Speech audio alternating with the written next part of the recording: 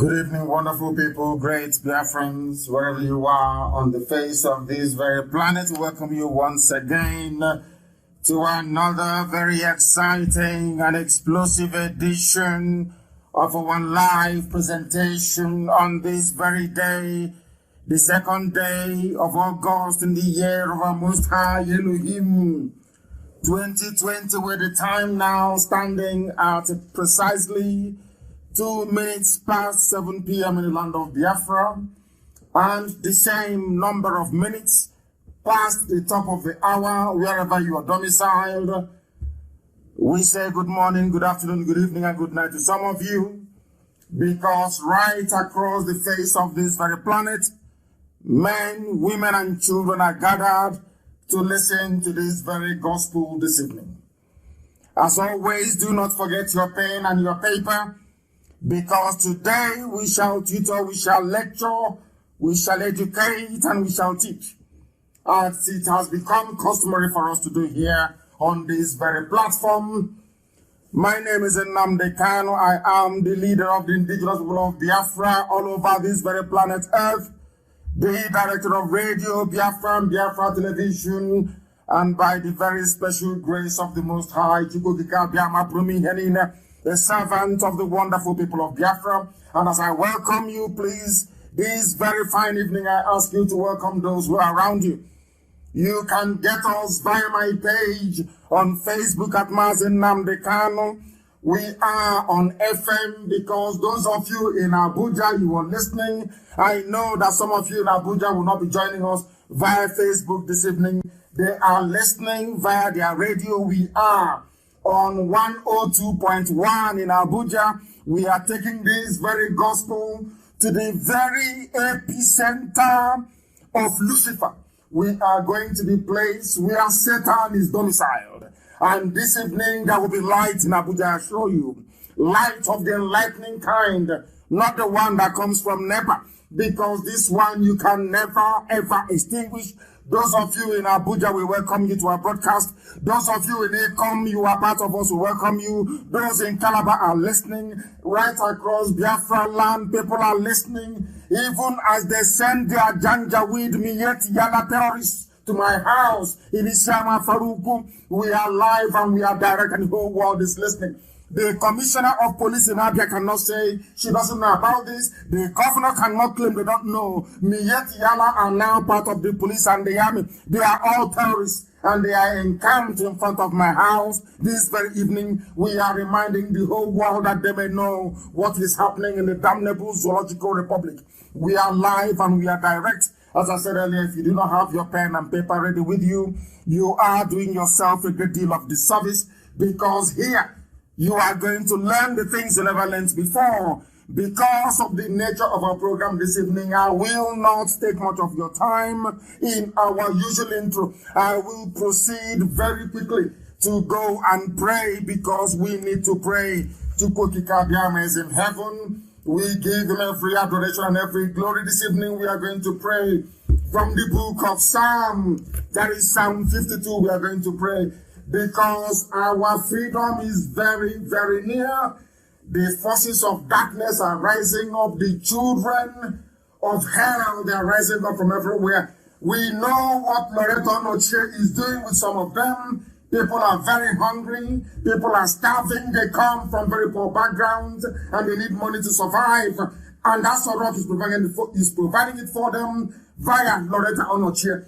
But this evening we shall go on to expose the darkness in the zoo, all the hidden things they have done, because as we are live on air right now, they are panicking, of course, they are shaking. Wherever they are wondering what revelation is the world going to hear this very day. But before we do any of that, we must go on to consult the Most High, the creator of the heavens and the earth, without whom we couldn't have been here today. The same God of IPOB, the same God of Biafra. Please bow down your heads and let us pray. It was the prayer of David. The prayer of David when he went to the home of the Edomite to where Saul had gone to. And David prayed to Elohim, and tonight we pray the same prayer. Why do you boast of evil, you mighty man? Why do you boast all day long, you who are a disgrace in the sight of God in heaven? We are talking about the Janjaweed, those who are converting terrorists to soldiers, those who are killing soldiers, and terrorists are now assuming their position and their place. We are talking about these boastful people, those who are in Asorok, the remnants of those who are alive, those who wear masks to deceive, those who lie to deceive over 200 million people. Your tongues plot destruction. It is like a sharpened razor, you who practice deceit in the zoological republic. All you saboteurs and traitors, you love evil rather than good, falsehood rather than speaking the truth. You love every harmful word, oh you deceitful tongue emanating from the zoological republic. For surely God will bring all of you down to everlasting ruin. The same way that Buhari fell, Abba Kyari fell, Issa Funtua fell, so shall all of you fall. Because Elohim will snatch you off from your tent and will tear you apart. He will uproot you from the land of the living and destroy you, all of you, Mama Daura and the rest of them. Those who are encamped at my house this very evening, destruction shall be your portion. For the righteous will see and will fear. This IPOB they will see and they will fear. For we will laugh at them. We will laugh at them. For we shall say, here are the men that did not use Chukwokika as their stronghold because they trusted in their money. They trusted in the money they have been looting and stealing from the poor. They grew strong in their destructive ways and in their destructive powers. They grew strong by replacing an army with a band of terrorists. They grew strong in their arrogance, but in the end they fell. But we are like an olive tree, flourishing in the house of God, this IPOB. No matter what they bring against us, we flourish right across the face of this very planet. For our trust is not in any man. Our trust is in God Almighty in heaven. Our trust is in Elohim Adonai El Shaddai. Our trust is in this unfailing love that Chukwokika has for us forever and ever. For we shall praise thee, O Heavenly Father. Forever we shall adore your holy name, for all our hope rests in thee. For Biafra has come in our time. All we are doing is marching around the walls of Jericho. Every agent of darkness and of iniquity shall perish and shall fall. Then we shall praise the name of the living God in the land of the living, before the congregation and the multitude of the saints, for the glory of Elohim is upon those that call upon his name in truth and every honesty, as it is upon IPOB, as it is upon this very noble family. Let the name of Elohim be praised, adored, worshipped and praised now and forevermore, we pray. He said, we must preach this very gospel, that heaven may bear us witness. Later on, I don't want people calling. If you call this line, I will block you. If you call any of our lines, I will block you. You should be paying attention, not making phone calls. Pay attention. We are not like anybody in the zoo. We are IPOB, we are Biafrans. Our boundary starts from Benue all the way to the Atlantic Ocean. And our boundaries to the west starts from Edo all the way to Amazonia. We must understand this. We must learn. If you call this line, I will block you. You can never call again. You must listen and pay attention. You are not a product of the zoo. You are a Biafran. We are Biafrans right across this very planet listening. And we are taking this very gospel into the heart of Abuja, into the heart of darkness, that they may reason the same way that we do. No calls. If I have to speak to you, I will be the one to call you. If you call this line, you will be blocked. Get your pen and paper ready, bring it out, and prepare to learn. Prepare to learn, for there are many things that are hidden, which we are going to reveal tonight. That by revelation tonight, I am going to start from what that very sanitizing, sensible, and reasonable Ghanaian president of old said. His name is Jerry Rawlings. I want him to set the pace for us this very evening, that we may partake in what it means to be beholden to the truth. Some of you don't know what truth means. I want us to go to Jerry Rawlings to see if he can tell us what truth is all about. Those of you who are on standby, remain on standby. I'm going to come to you.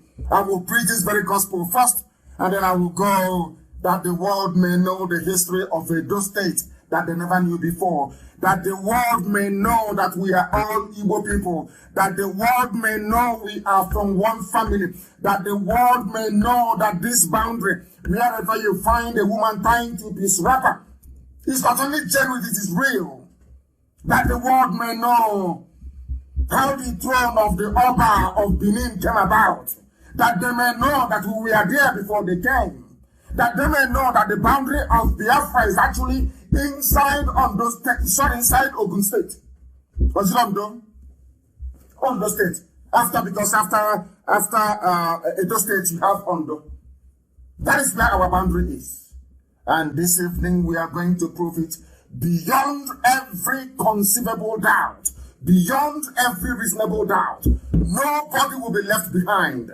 I repeat, I said, nobody will be left behind.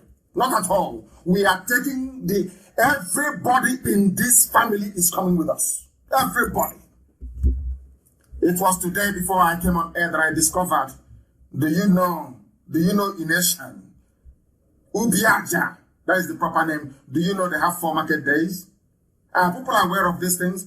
Do you know that the Oba of Benin opened his mouth and confessed that his progenitors came from Ile-Ife? Are you aware of that? And that they met people inside the land of Edo when they came there. Not even Edo.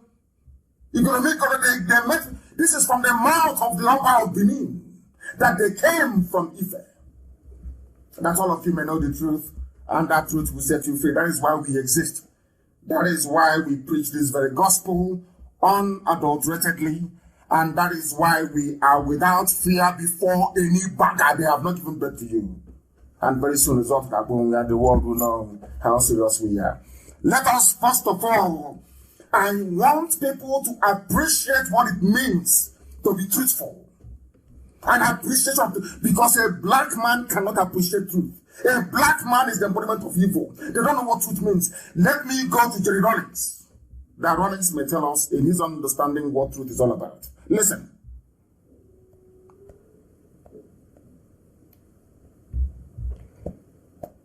The chemical interrogation. Listen.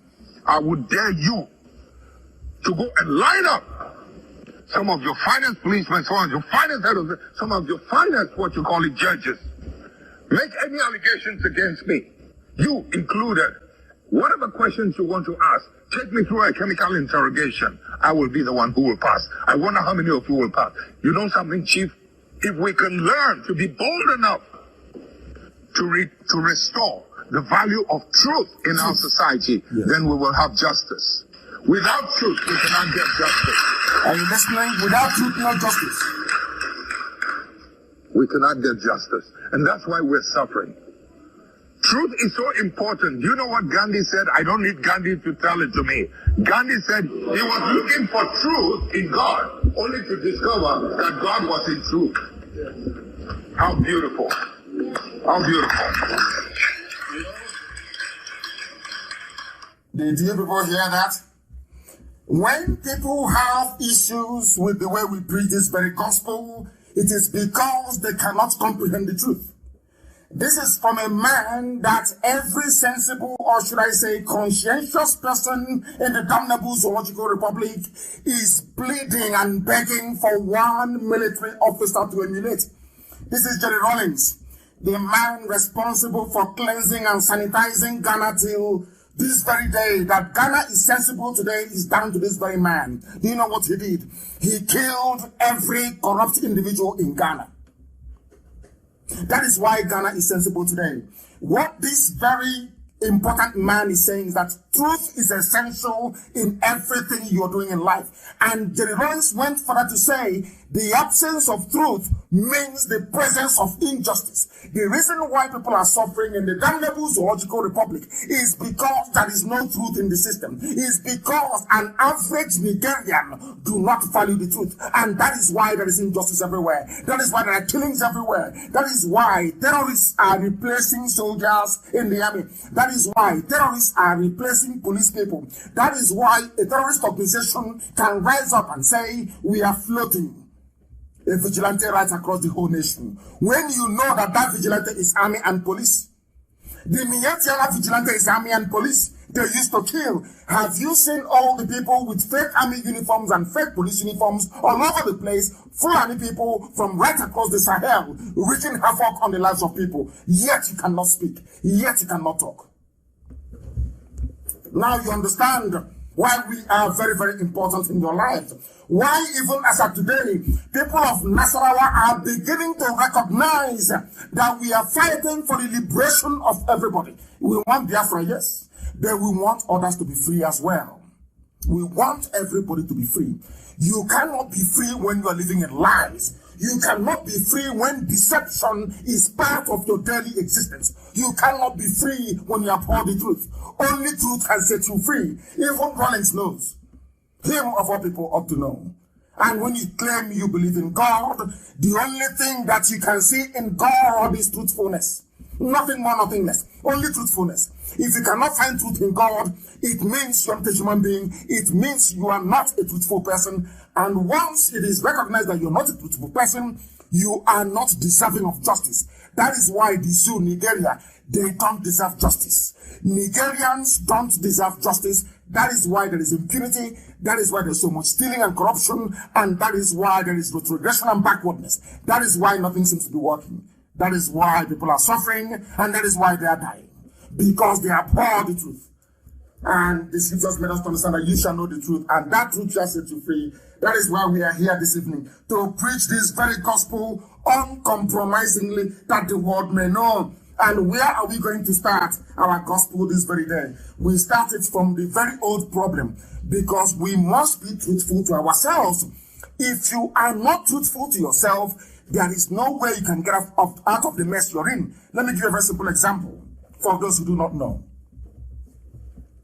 When you're sick, you have appendicitis threatening to rupture in your stomach, and you go to the doctor, and you say to the doctor, oh no, I have toothache. And the doctors will be spending their time battling with toothache, whereas the problem you're suffering from is in your stomach. As you're busy lying, the appendix ruptures, contaminates your entire alimentary canal, and if you are unlucky, you will die from it. The reason why you are dying is because you lied. You failed to disclose that the problem you were having was appendicitis. The same thing is applicable to all the animals in the zoo called Nigeria.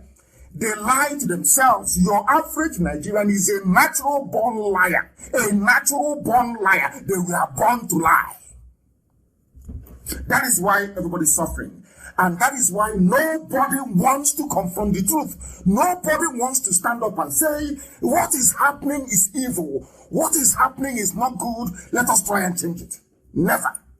Because they are lying to themselves. They are lying to themselves they can be in the same country with the Fulani. They are lying to themselves that you can be in the same country with people who come out openly to extol the virtues of terrorism and lawlessness. All of you know this. That you are cowardly. You close your mouths, you cannot speak.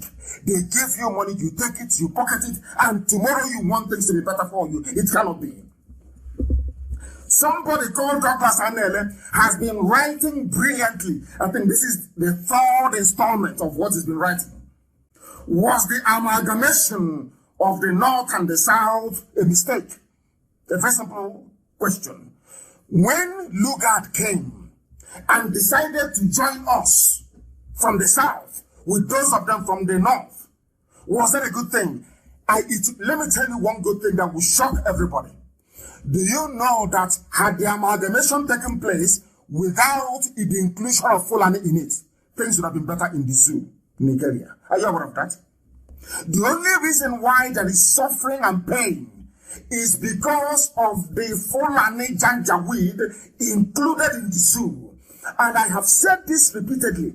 I want somebody anywhere in the world tonight to tell me any country, any territory, any town, any village that a Fulani is in charge and they're doing very well.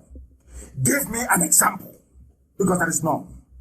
Absolutely none. Now, the man said that the failure of Azikiwe and Awolowo to unite against Sir Robertson's northernization agenda. Sir Robertson is a British man. But when they came and they found that the Fulanis were willing tools, they converted them to their agents. They became their house niggers to now go and do their evil deeds for them. The question this author is asking is, why was it impossible for Azikiwe and Awolowo to agree? And the failure of Azikiwe and Awolowo to agree is why we are in the mess we are in today. Do you know that had Azikiwe and Awolowo said no to 1914 amalgamation, that would have been the end of it? But they disagreed. And because of that, the zoo came into being. Do you know what this very author said? He said that the agenda of the British modernization agenda is regrettable because it not only allowed Britain to get away with odious political shenanigans that unjustly favored the North, it also laid the foundation for the subsequent entrenchment of Fulani mediocrity colonization, which over the years has crippled the zoo. That colonization is now happening in your backyard. But maybe you live in Lagos, you live in Abuja, you live in Toronto, you live in New York. You are not aware of what is happening in your village. Maybe you live in any other part of the world. Maybe you live in Malaysia, you live in Japan. You are ignorant of what the Fulanis are doing. As at this very night before I came on air, it was confirmed that the vigilante, the Miyet Yala was talking about, are ISIS, Boko Haram, and Saru, converted members who are in the army and in the police. In other words, as I'm speaking to you right now, we are under virtual occupation. As I'm talking to you right now, our land is gone. Everybody, I said everybody, including those of you in the middle belt, those of you in the upper belt, in the lower belt, anywhere belt you are occupying, all of you in Oduduwa land, in Yoruba land, you are gone. Your land has been taken. Go to your bushes, go to your forest and see what is going on. As they are busy entertaining us with their corruption, busy entertaining us with one mask after the other, as they are busy waving at the cameraman to cut the interview with the impostor in Asorok, what they are doing is embedding their people in our land. I came off a meeting this very evening and I told them that the same mistakes the Hausa people made that enabled the Fulani to overrun them, sadly enough, is the mistake that every ethnic group in the zoo called Nigeria is making today. The same mistakes. And the funniest thing is that if you don't learn from history, history will consume you. History will consume you. If we fail to learn from the mistakes of the Hausa, if we fail to learn, today in Hausa land, every governor is Fulani. In Hausa land, every emir, every traditional ruler is Fulani. If you don't want your life to be like the one of the Hausa in the north, now is the time to rise up, not tomorrow now.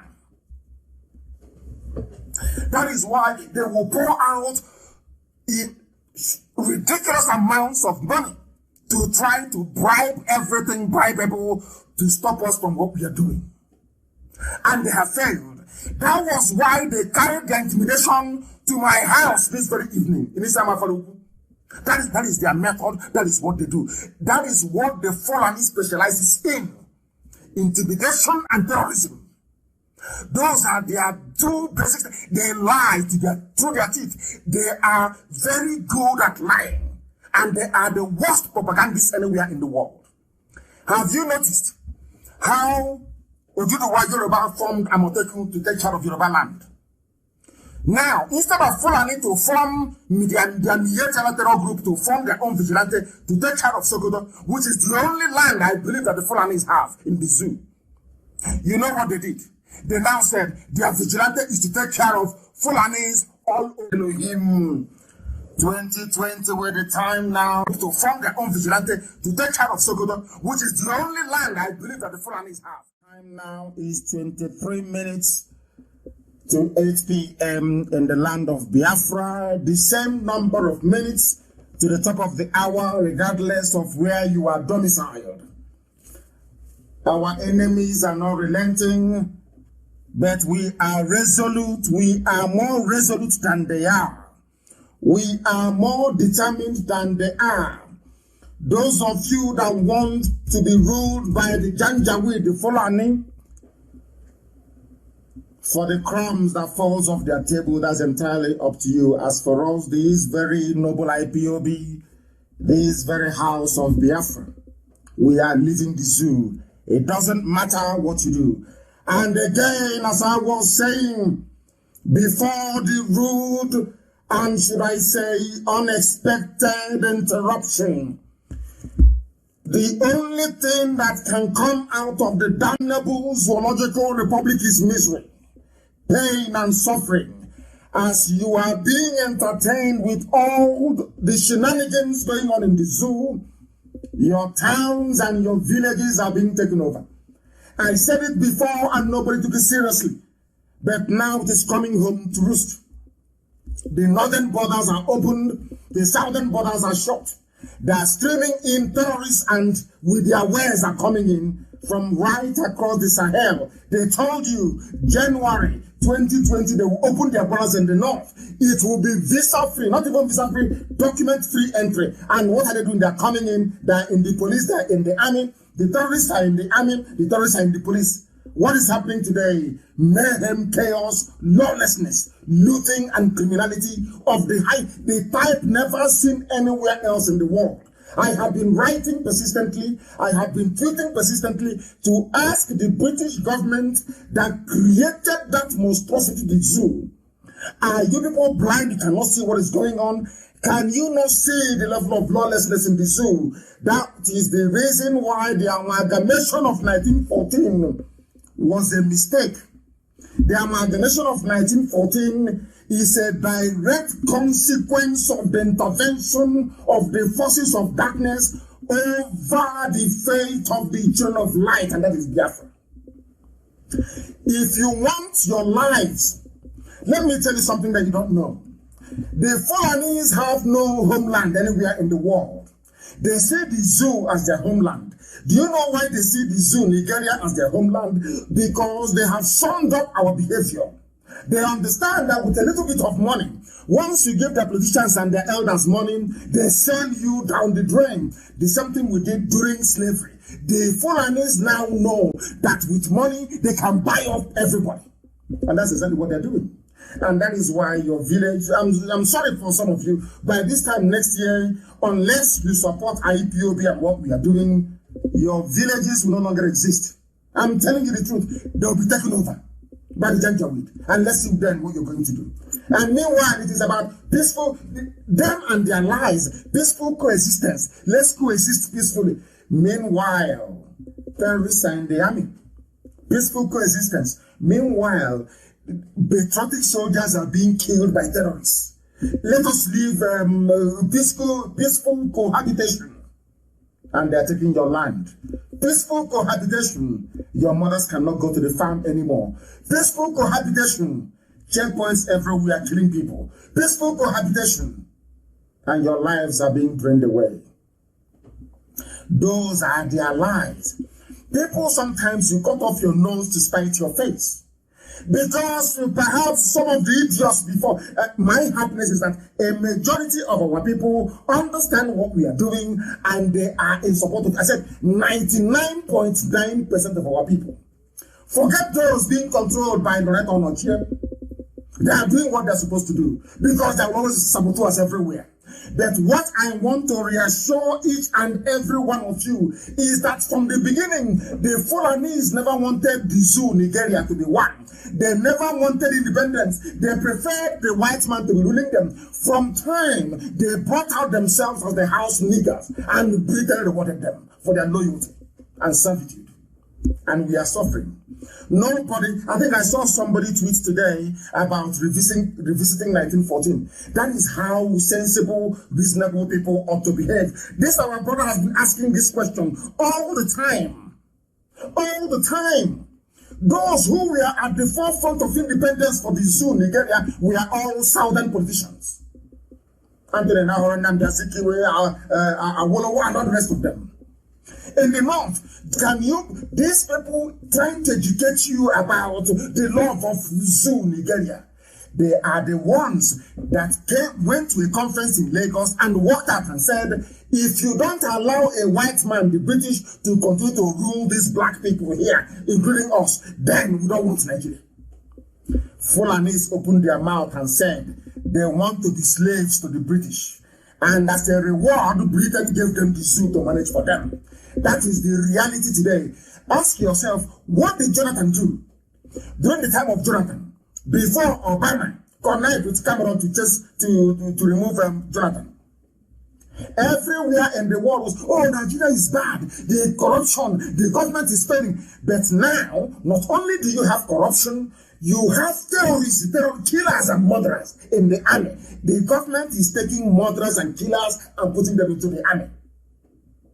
Not only that, you are hearing about the type of looting that will make you vibrate. A woman, Sadia, whatever her name is, took 850 billion, squandered it. Olisabetu is in jail for 400 million naira only. She's Fulani. All of you are there, everybody, both Yoruba, Oduduwa, both all of you from Biafra land, every ethnic nationality, they made over. How many are these Fulani people? Let me ask you a simple question. All these Fulanis, they make sure you don't have electricity. Some of you don't know that the lack of electricity is a deliberate government policy to impoverish everybody. So you don't know that? They used what I call the maxim of the Soviet-era Communist Party. You see chicken. I want to tell you how a black person behaves. You see chicken, ordinary chicken, chicken. Go bring a chicken tomorrow morning. Suffer that chicken very well. Start to pluck all the feathers. Pluck all the feathers from the chicken. You see the chicken will be crying as you're plucking all the feathers away from it. After plucking all the feathers, starve that chicken for a day. Believe you me, on the third day, put corn in your hand or rice. That chicken will come to you. That chicken will forget what you did to it. It will forget all the pain and all the torture. The only thing that matters to the chicken is that piece of rice you have in the palm of your hand. That is the way that black people behave. That is the way that the British made us behave. That is the way that the Fulani Caliphate is making us behave today. No matter what they do to us, it doesn't matter how much they rape our daughters. It doesn't matter how many of us they abduct. It doesn't matter if you cannot get from Zaria to Abuja or from Kaduna to Abuja. It doesn't matter how many bandits you have. Nothing shocks us anymore. No amount of bad news is even going to move us anymore.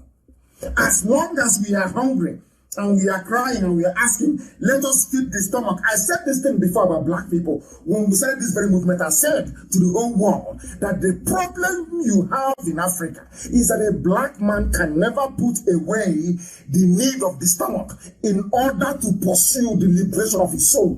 He will always put the stomach first. And that is the mess you're suffering today.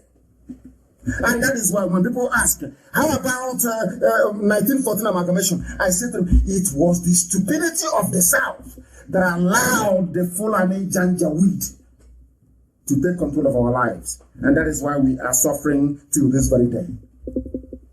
In a country where all of you saw it with your naked eyes. You knew that elections were rigged. You knew that Biafrans were disenfranchised in Lagos, disenfranchised in Kaduna, in Zaria, in Abuja. Everybody saw it. The EU observers noted it in their paper. Some police stations were burnt down. All of you saw all of these things. Now, let me ask you a question. How do you intend to change all these things? With this your attitude, of 2023, 2094, or Edo State, or Basket versus whoever. Let me ask you a simple question. Have you suddenly forgotten all the things that happened in the past? These are the things that make me wonder what type of God created an average Nigerian. I don't understand it. Anyway, you're not created by God. You were created by Lugard. Now you understand it? Because people are fooling themselves. People are fooling themselves.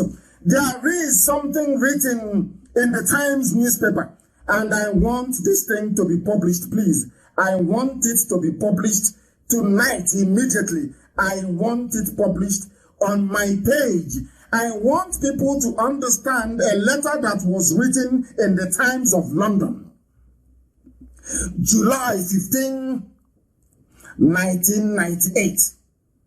I repeat, the Times of London, Wednesday, July 15, 1998. Let me read it for you. It was written by a white man. You understand? Written by a white man. His name is Peter Smithers. Peter, P-E-T-E-R-S. You have Peter. Smithers is S-M-I-T-H-E-R-S. He wrote it.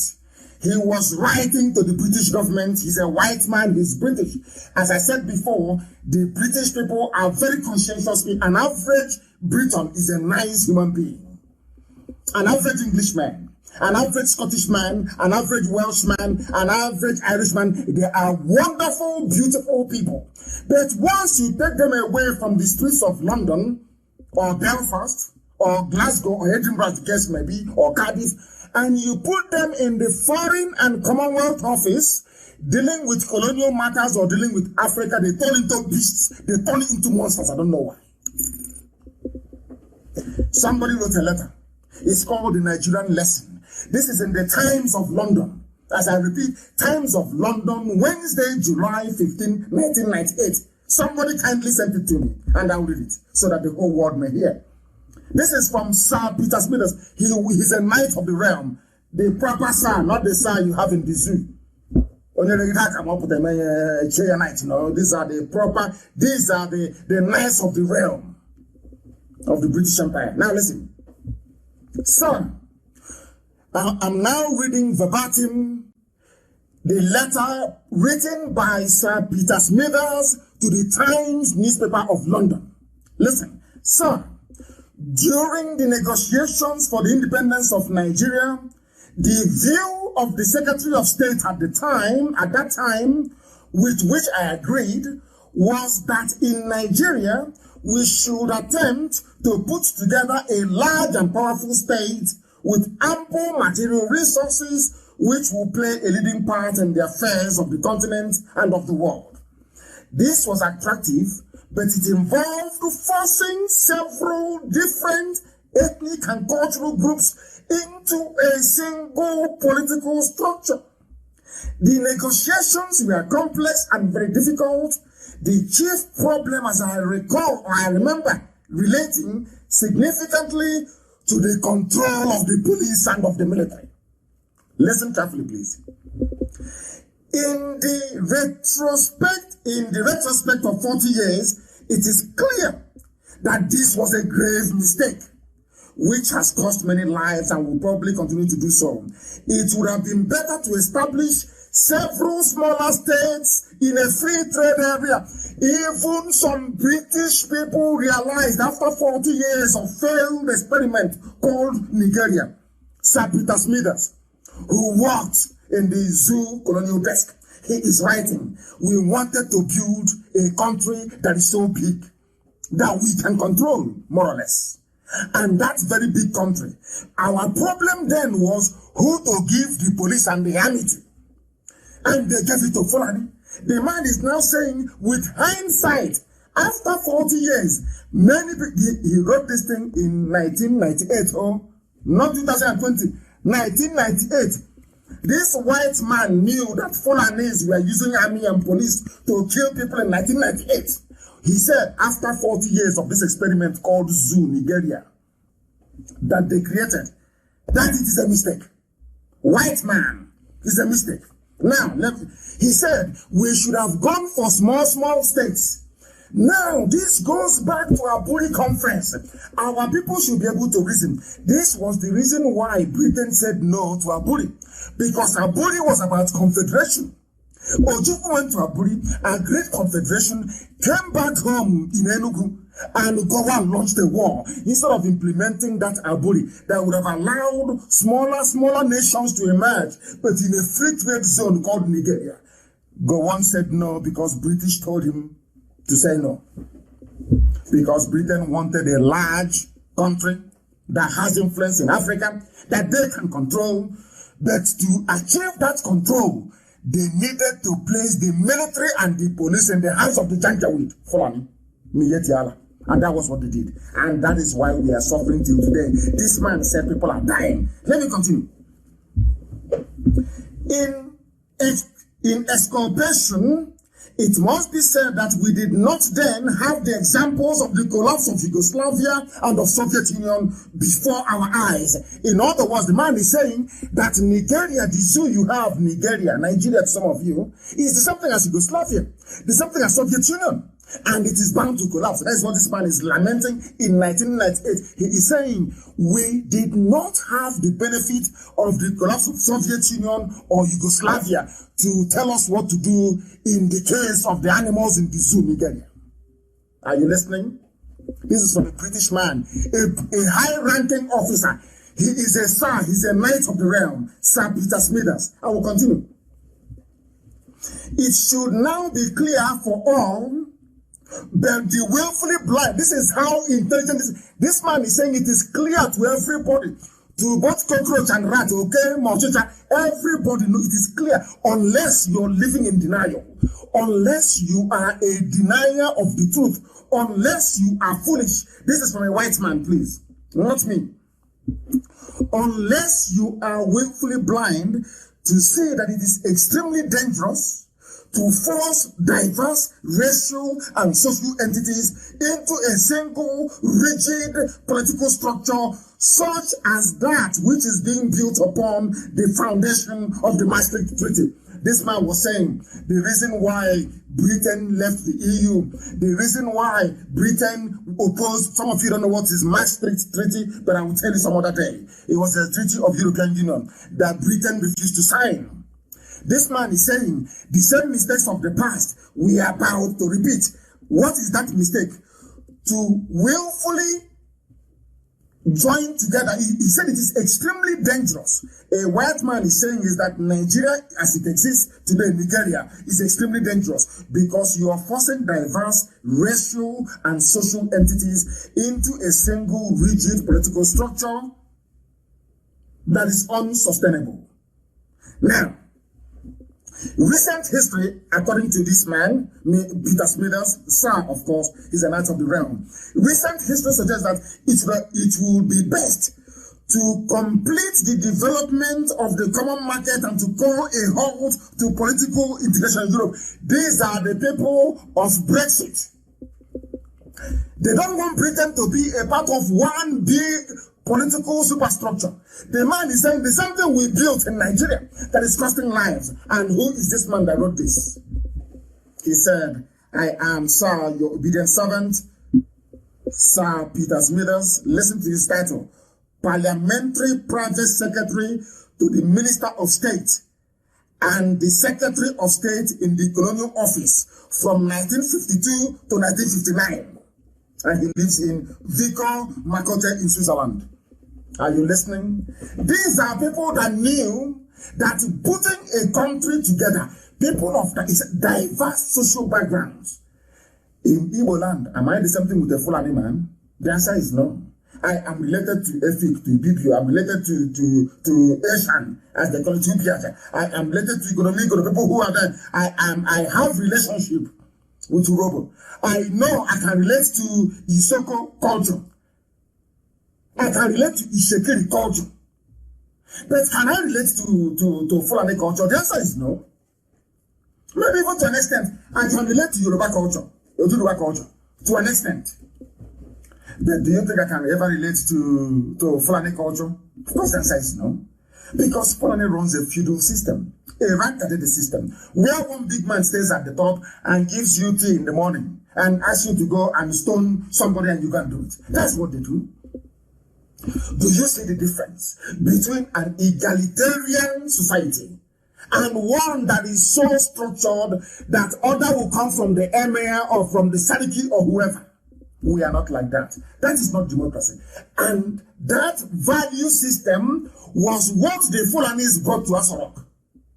These are the things that your so-called social scientists and your political analysts don't understand. What is playing out in Asorok today is the same janjaweed feudal system, where one person stays at the top and just keeps distributing money that they did not work for. Money that they didn't earn. That is what is happening in the zoo. That same thing was what they brought to the center in Asorok, and some of you are too blind to see it.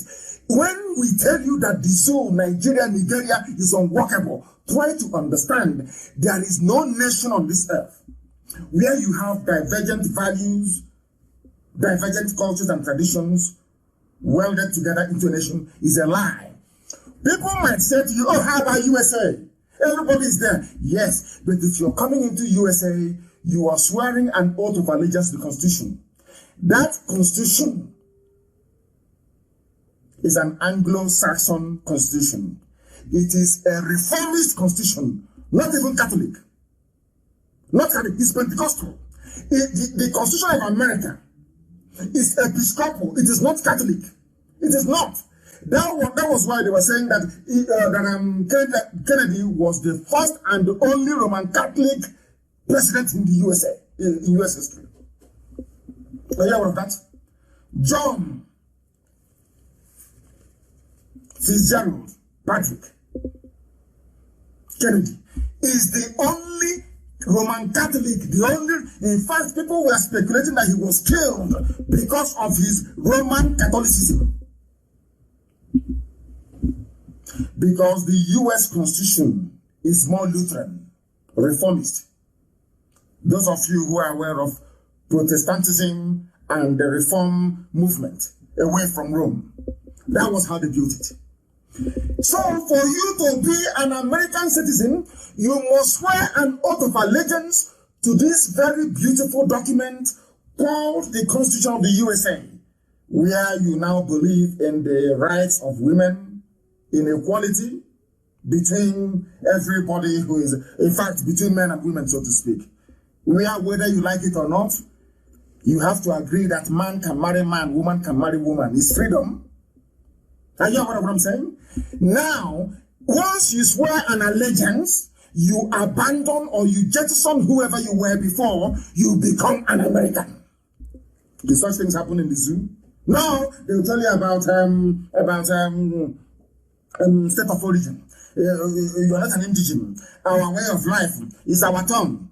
Do you hear people saying in America is our turn? It's the turn of Texas this year. Oh, it's the turn of Massachusetts. Oh no, it is the turn of Washington. Oh, it's the turn of California.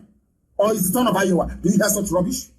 Because everybody is welded together under this very beautiful document called the Constitution of the United States of America.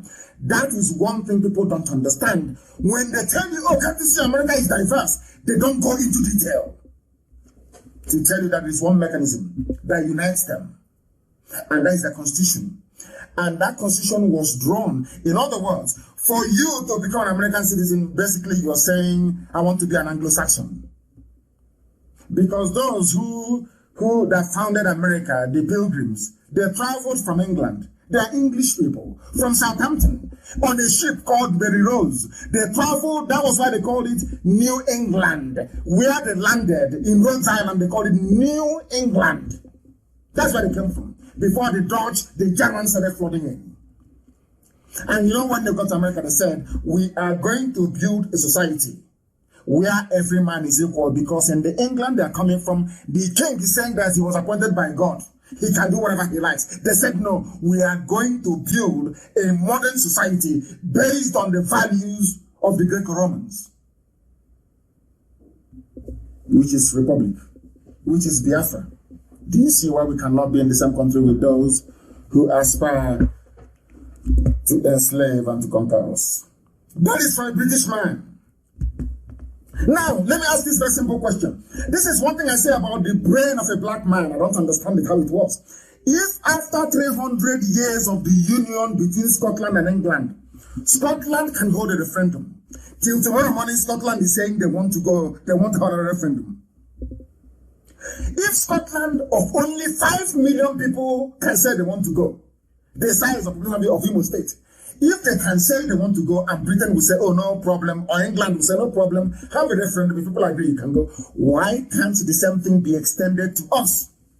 Now that is what I call proper British racism. Oh, you are giving or considering referendum to Scotland because they are white people. You are saying no to Biafra because they are black. I need people to understand this. And it is quite bizarre that till today, anything Britain says, it's what goes. Now, I want to ask people, if that is the case, if anything that Britain says goes in the zoo, Nigeria, tell me where your freedom lies then. Where is that freedom you claim you have to have your own passport, to have your own flag, and all the rubbish that comes with it? A very simple question which zoo people can never ever answer. Scotland has the right to be free, but not Biafra of over 70 million people.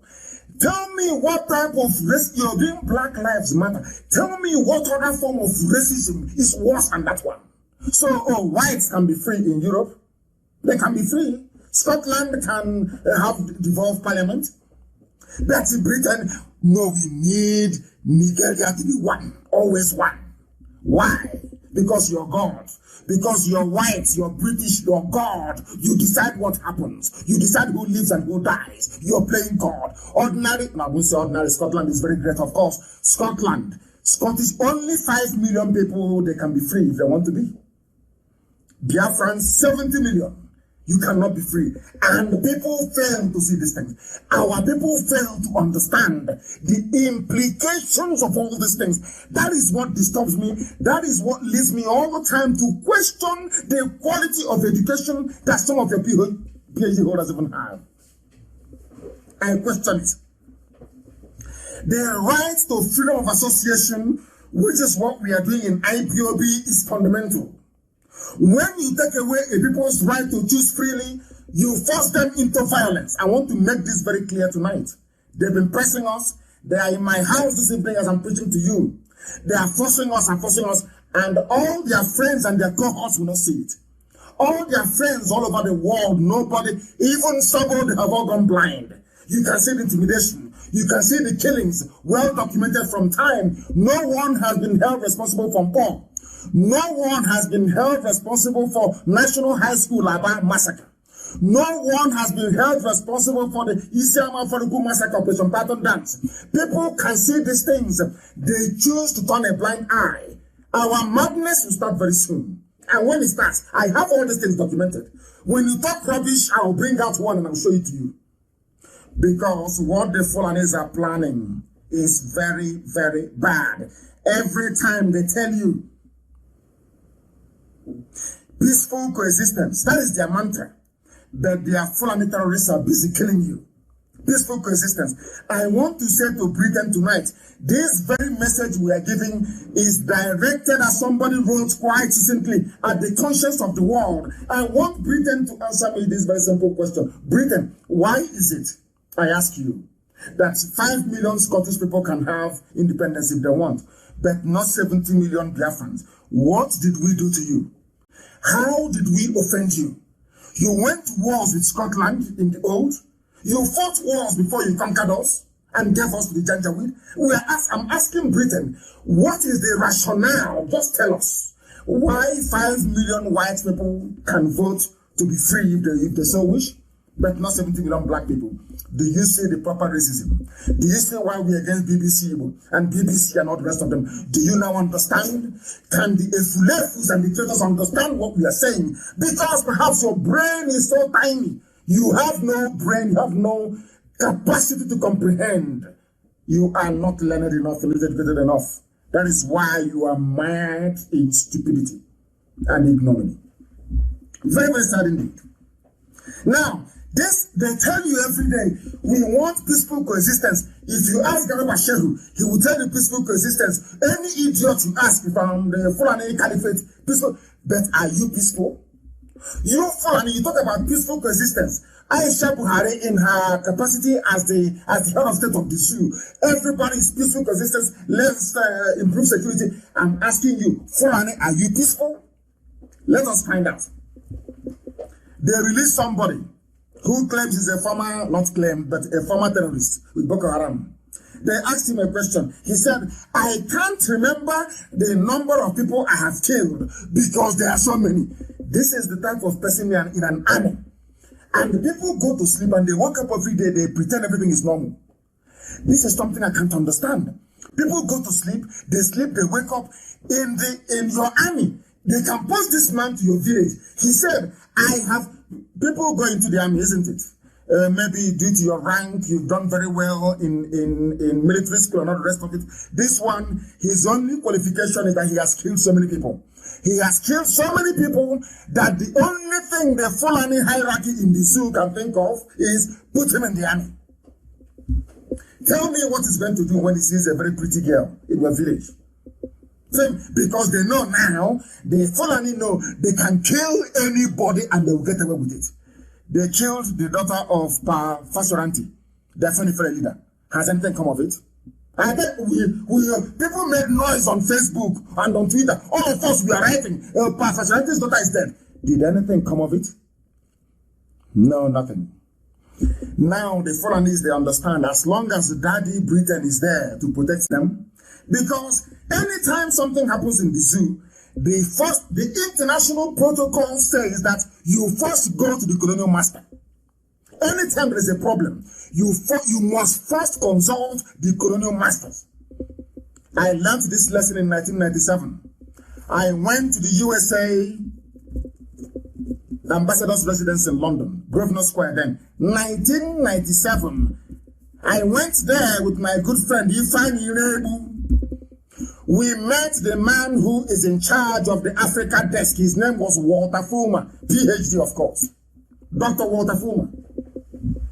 He spoke to us and he told me clearly, United States of America cannot do anything in Nigeria without the approval of Britain.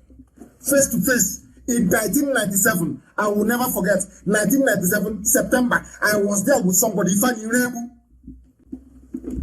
We went to the same unit together. He was a year behind me at now is London Metropolitan University. He read politics. I did politics and economics, political economy. Ifeanyi Irebu, I left. Oh, my goodness. He told us we cannot do anything without the say-so of the British. Face to face. The places we have been to, the things we have seen on behalf of Biafra, you won't believe it. You can't believe it. Now, let me tell you something you don't know.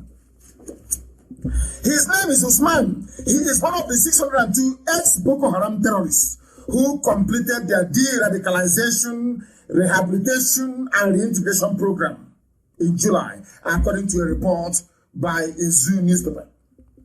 Now they asked him, he said he is thanking the Nigerian government for giving them a new life. Usman said, none of us was killed during the de-radicalization process. I really enjoyed my stay in the camp, but people who are not armed are being killed. All of you are quiet. All of you must remember what I'm saying. And my happiness is that every program we make, we have it in storage somewhere. You people are here now, laughing, drinking your gulda, having fun. When people who are not armed, just holding a meeting, they are being killed. The army of the zoo, their police is in my house, terrorizing people. Whereas somebody that said, I have killed so many people, I can no longer count. That person is in the army. But those that have not killed anyone, the army is in their homes killing them. Now tell me how stupid people can get. You think we've forgotten? No, we have not. I'm saying all these things because when our own madness starts, you will not blame us. Now, somebody who has killed so many people he cannot remember is in the army. A group of elderly mothers who have not killed any fly in their life. they are being besieged by the police in Abia State. And I wrote something on my page before I came on air. And I said to Britain, you will not warn your lapdogs now. You won't warn them. The day our madness starts, it will be Britain who will be at the forefront, saying that what Nnamdi Kanu and his volunteers are doing is not good. They will be the ones propagating it for the Fulani. Because the job of Britain is to keep the zoo one. It is here. Official. But the same Britain was instrumental in the collapse of Yugoslavia. Margaret Thatcher was instrumental in the fall of Soviet Union. But because those people are whites, they're Europeans, they're whites now, they deserve freedom. You people in Africa, according to British government official policy, you are niggers, you are nothing, you are animals, you don't deserve to be free. That's why we're in bondage. Do you think that Britain cannot call up the Janjaweed and tell them? Do you think that they cannot call up the Janjaweed and tell them? They can't tell them to go back to Aburi. Britain has the power to say, go back to Aburi. But they will not do it. Do you know why they won't do it? Because to them, you are not a human being. Forget all the wishy-washy, hypocritical, equality garbage. No, they don't believe in it. You are nobody to them. Before their sight, you are a nobody. That is why the army can go and recruit murderers and killers. Has Britain complained? No. Has anyone complained in the world? No. Have you heard of European Union, any world power complaining or saying to Nigeria, how can you bring murderers and killers into the army? No. No. Because we are nothing. Because we are blacks in Africa.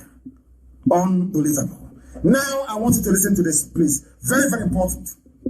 These are people telling you about peaceful coexistence. That is have this in mind. Anytime Fulani wants to commit atrocity in life, they always come up with a slogan. When the late Buhari took over power in 1983, he said war against indiscipline. Do you know what he did? He went back and started killing Biafrans. He was killing Biafrans who were in jail before he overthrew Shagari.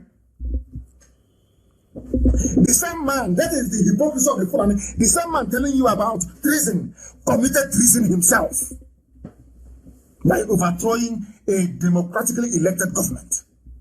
But his supporters and Tinubu never saw it. They never complained. The whole world he's a reformed Democrat. That was what they said. Because they wanted to sell you a very bad product. They said peaceful coexistence. Now let us ask ourselves this question. Those in southern Kaduna, are they living peacefully? Are they Biafrans? I want every ethnic group in Nigeria. I want everybody in that zoo to understand this very simple logic. The Fulanis can never love you. You think the Fulanis hate the Igbo man, the Fulanis hate Biafra as a concept, that they will love you? No. That was the nonsense they sold to Goni people, the same nonsense they sold to Niger Delta, or those who foolishly identify themselves as Niger Delta. That was the same garbage they sold to them. The same Edwin Clark you see crying today, the same garbage they connived together to sabotage Biafra. But everybody's crying today, isn't it? It's no longer an Igbo man. Yoruba is crying. Everybody's crying now, isn't it? And the Divi people are crying. Everybody in the zoo, Southern Kaduna, everybody is crying. Baggy, they are complaining in Abuja. To let you understand that you brought all this nonsense upon your head. You allowed the Fulani the leeway to mess all of you up the way they're messing you up out of fear, because most of you are cowards. Most of you cannot rise up against the Fulani the same way that IPOB has done and will continue to do until Biafra comes. We are not going to stop. You think we're going to stop? Rubbish. We are not going to stop. Southern Kaduna are dying. This report is saying indigents allege government support for ethnic cleansing agenda. It is a Fulani agenda. It was the blueprint by the dead Buhari. They wanted to kill people, to take away from your villages, to take over. Italy cannot talk, there is Ajib. France is not going to talk to you because there is ELF. There is Total. They are making money from oil and gas. So how are they going to talk? Even before we went to Israel, they gave them defense contract and saying to Israeli businessmen, go and tell your politicians, don't listen to Nnamdi Kanu. I was in Israel, they were telling me to my face to face. Anything I tell is not second-hand, is what I am involved in. And I keep asking myself, why? You go to US, there are US business interests. So anytime there is trouble, let me tell you the way they play this game. Very, very clever people. Or Fulani, or should I say British, giving them the brain. They gave everybody something that is a portion of the zoo you are enjoying, including Czech Republic. Do you know that that plane that flew to Switzerland later on went to Czech Republic for servicing? Their Air Force One. They will be wondering how I know. Do you know that they're buying arms from Czech Republic? Do you know that?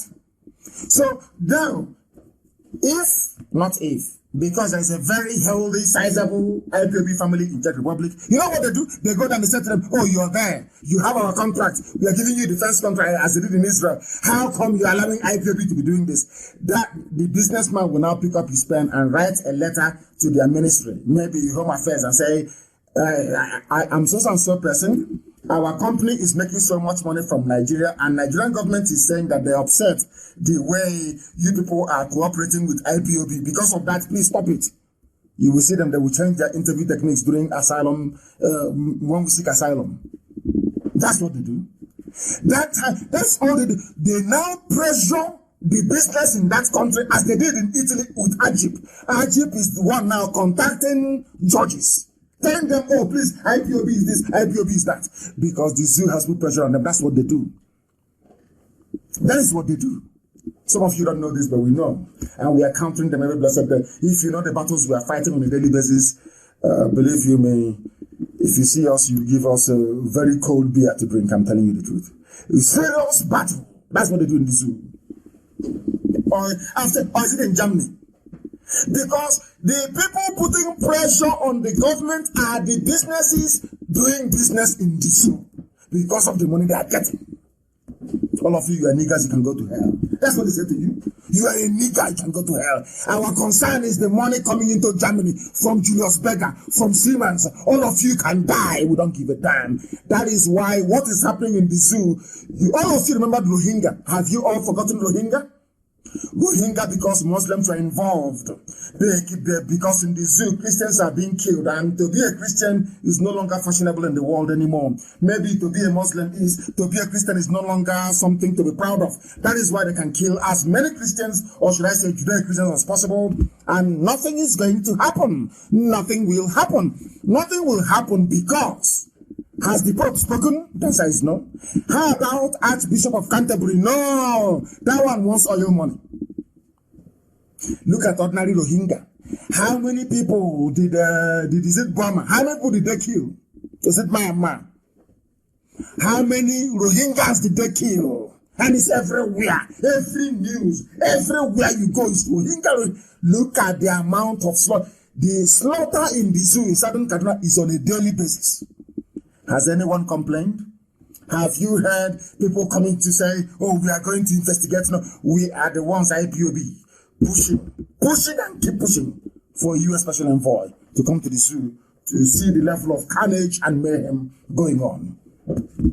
These are things you need to understand. Now, Miat Yala are the ones responding. They are saying that ethnic cleansing and genocide is not true. Now, Miat Yala, the fourth most deadly terrorist group in the world, they are now the government of the zoo. Some of you don't know this, but we do. Well, all of you were there when they gave Miat Yala 100 billion. What did you do? What did you do? 100 billion given to a terrorist group.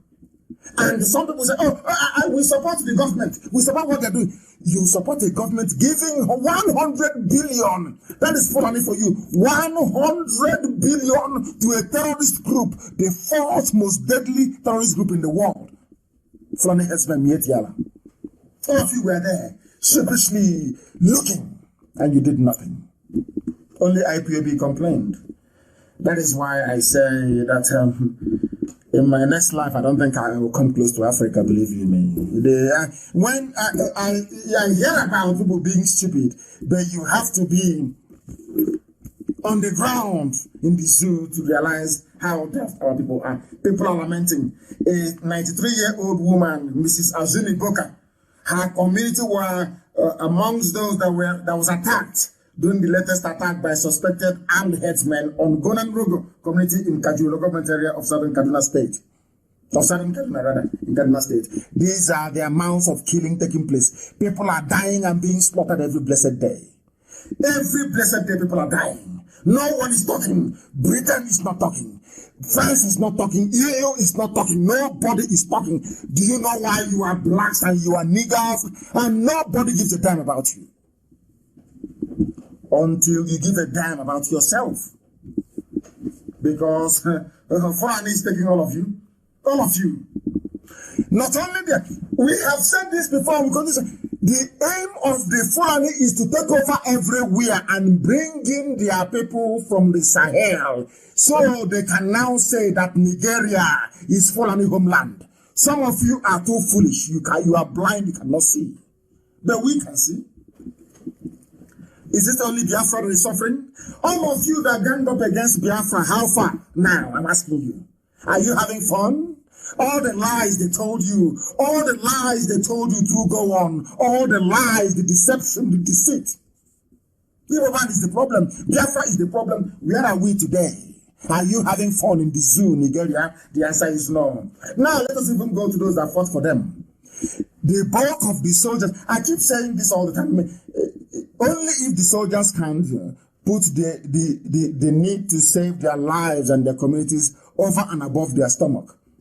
Those that fought the war were those from the Middle Belt, or maybe those from Kanem Borno Empire, which is Borno State. Even there in Borno State, they claim they are all Muslims, so I want you to understand the game plan of Fulani. You know, when the Hausas want to rise up, they show them to say, we are Hausa Fulani. It's a lie. If you're Hausa Fulani, how come there is no Hausa man who is an emir? Show me one Hausa, show me one emirate being controlled by a Hausa man. There is none. And that is where all of you are heading to.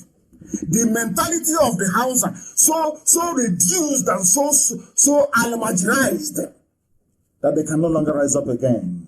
Only if they listen to this gospel and develop some brain. The Baggy people in Abuja, are you not agitating? Baggy in Abuja, are you not agitating to be free from the shackles of the Janjaweed? Some of you don't know this. Do you know that Abuja indicates the Baggy? Do you know they're agitating? People don't know these things, you know. Do you know that most of them are Christians that they're agitating? They said, oh, the North is Muslim, the North is one. Rubbish, pure rubbish. If the North is one, why are they attacking the home of the Shehu of Borno? Why are they attacking it?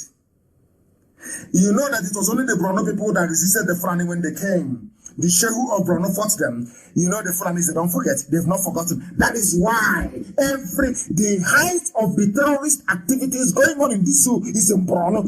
Fulani wants to break Borno at all costs. Do you know that people from Borno State are not Hausa people? Are you aware of that? Do you know that people from Borno State are not Fulani either? Do you know that people from Borno State are being killed by Fulani people? You don't know this. But on this platform, on this radio station, we will tell you, we will teach you, we will educate you, we will enlighten you, so those things that are hidden are revealed to all of you. Kanem Borno Empire has never been and will never be loyal to Fulani Caliphate. That is the problem. The problem is that they refuse to relinquish the title of Shehu of Borno. They said no, we will not relinquish it. They said no. They said, okay, we are going to keep killing you. They keep appointing their Fulani emirs alongside the Shehus you have in Borno. Now, some of us think because they're all Muslims, somehow they are one. No, they are not. They are not. That is why the northeast of the zoo has no peace. That is why most of the monarchs they have have been killed by Boko Haram.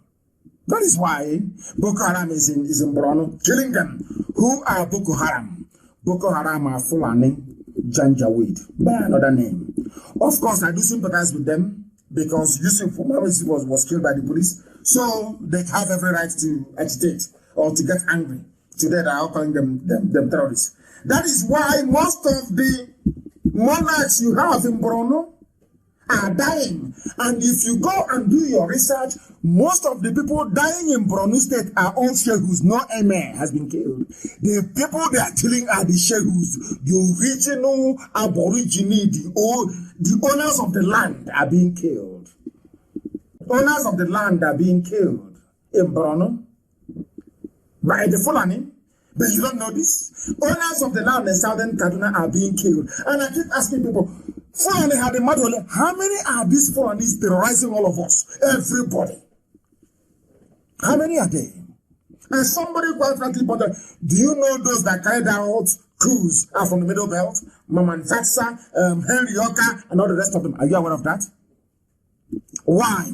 If the North is one, why would Maman Fatsa carry out a coup? If the North is one, why would Gideon Oka carry out a coup and say that the extreme Sharia North should go? Why? If the North is one. These are the things we don't think about. These are the things we don't know about. But we know in IPOB because we are very, very smart. The Sheikh of Borno is now saying we are no longer safe. Now, this was the people that came into power claiming to have all the answers to the security problem. But in Borno, in their own homes, in their own land in the north, there is no peace, there is no unity. There is anarchy and there is war. One is official, one is not official. And they'll come and tell you, they are doing very well, the army, fighting insecurity everywhere. That is to deceive you. If you are foolish, you will listen to them. But I'm sure in Abuja tonight there is fire. They know that the truth has come into Abuja. They can no longer hide it. They can't. I'm asking everybody. I am asking everybody, by which I mean Biafrans, every Biafran, regardless of your clan, so to speak. Oduduwa is there.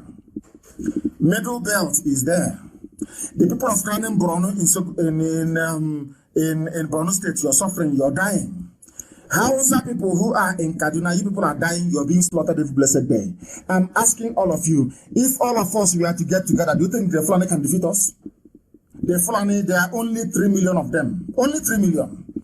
Making our lives a misery. And we let them. Because of our longer truth, we let them.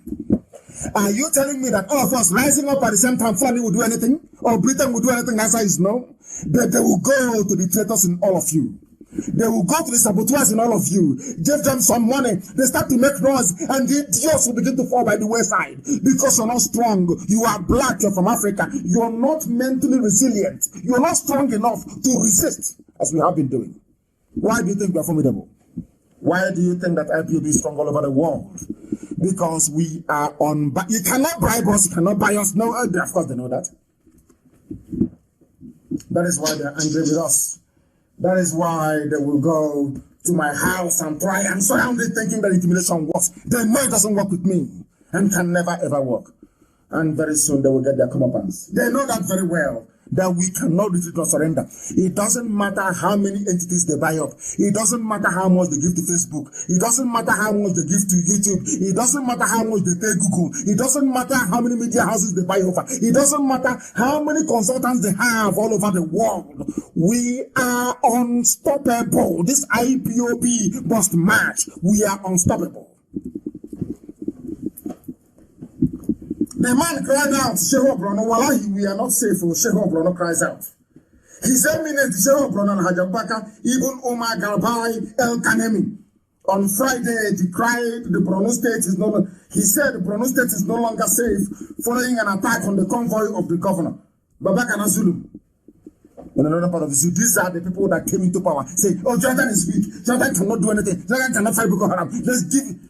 Upon all the money they have squandered, upon the goodwill and the love of Britain, the protection of a father over their child, because to the British, the corrupt ones in them, the Fulani is like their baby.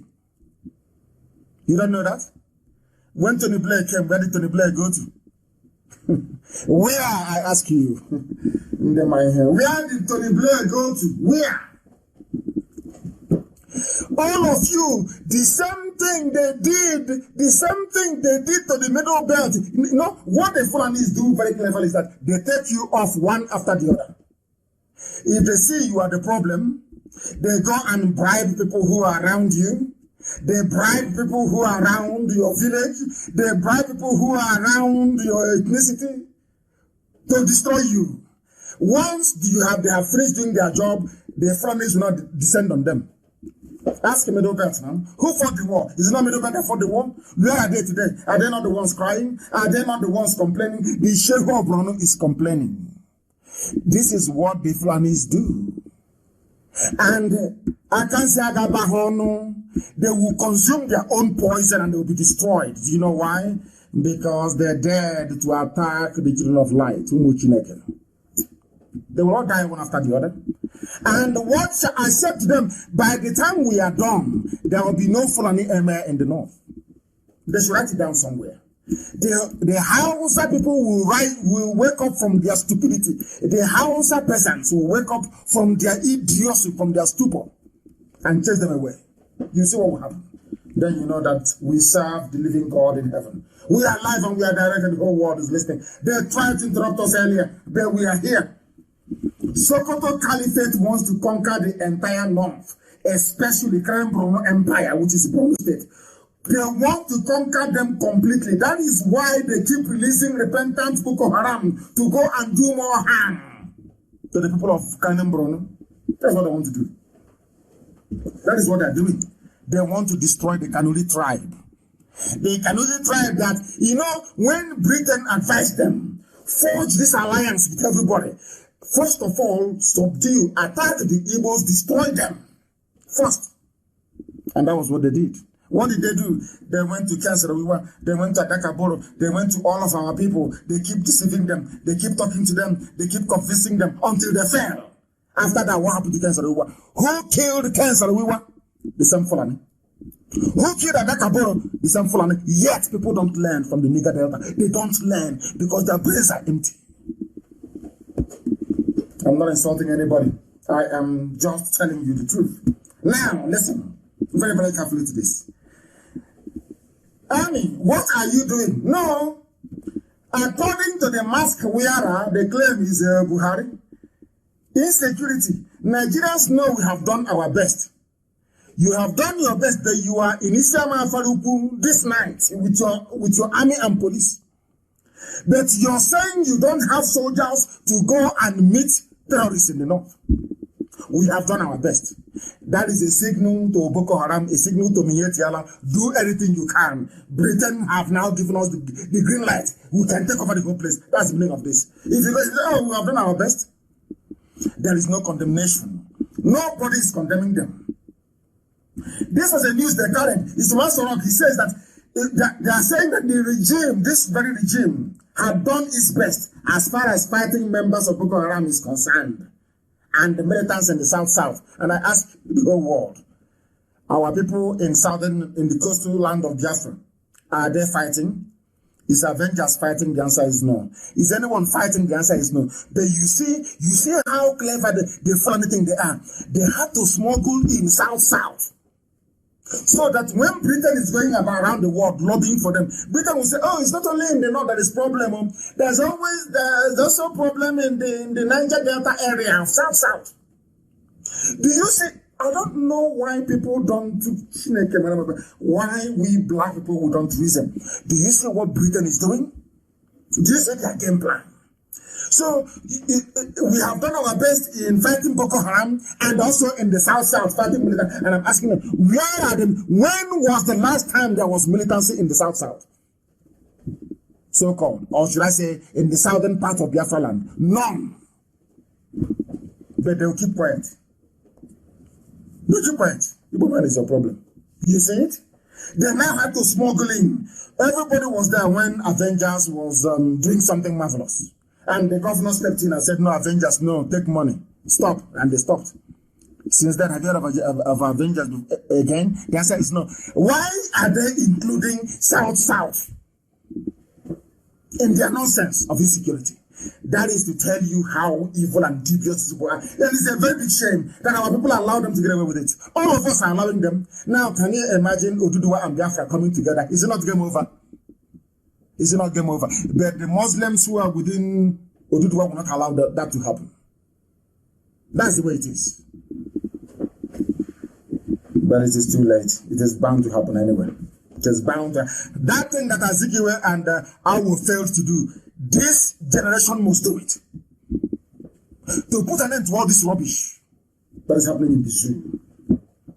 If you are doubting us, let me now give you the confirmation of what is going to happen to all of you. Those of you who are listening in Abuja, those of you who are listening from Moscow, in Russia, all over the world, listening to this, because the whole world is listening. People are listening via app, you are on my Facebook page, people are listening via FM, others are on satellite. We know the whole world is listening. Let me tell you what is going to become of your village in 50 years' time. This is a headline from a Zoo newspaper. Tension heightens in Jos over alleged plan to install an emir. In Jos is a Christian territory. Jos. You know, that is the area that Gowon comes from. All those people that betrayed Ironsi, all those who said Igbo man is your problem, all those who were brainwashed into believing that Biafra was the problem and not the solution. But today I am glad they see Biafra as the solution, and I welcome all of them. I am not going to hold the sins of Gowon and Danjuma over the heads of innocent people. Of course not. They were deceived.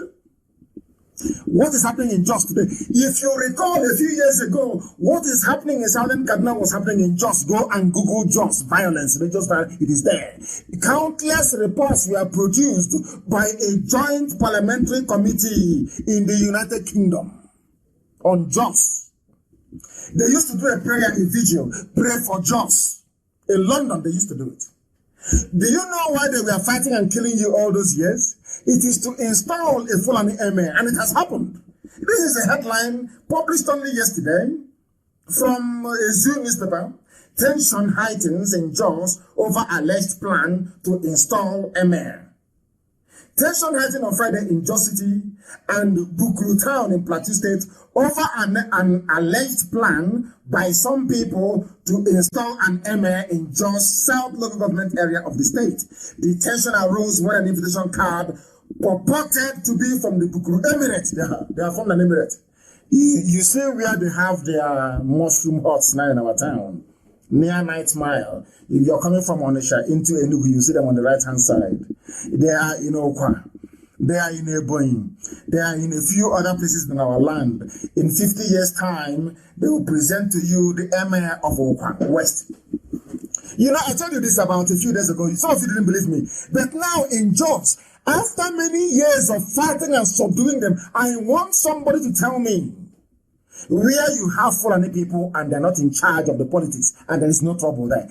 Anywhere they are, the only way you can have peace is if they have their emir, if they control the local council. If not, there will be war and unrest. Now they have gone to Jos. They want to install an emir. You see how miraculous God is?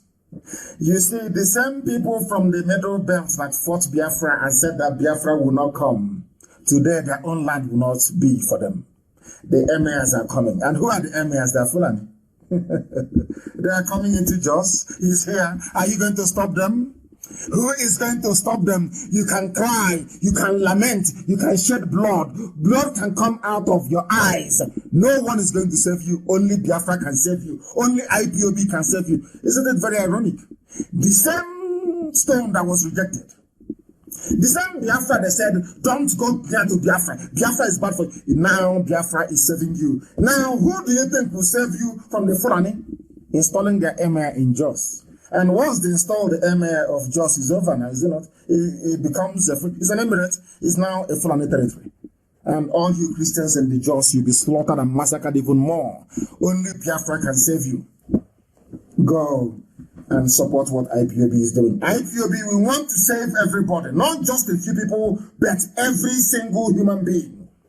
This is the confirmation that drives me mad with our people. You saw what happened to Hausa people. History is there. You can now see what is happening in Kanem Borno, which is Borno State.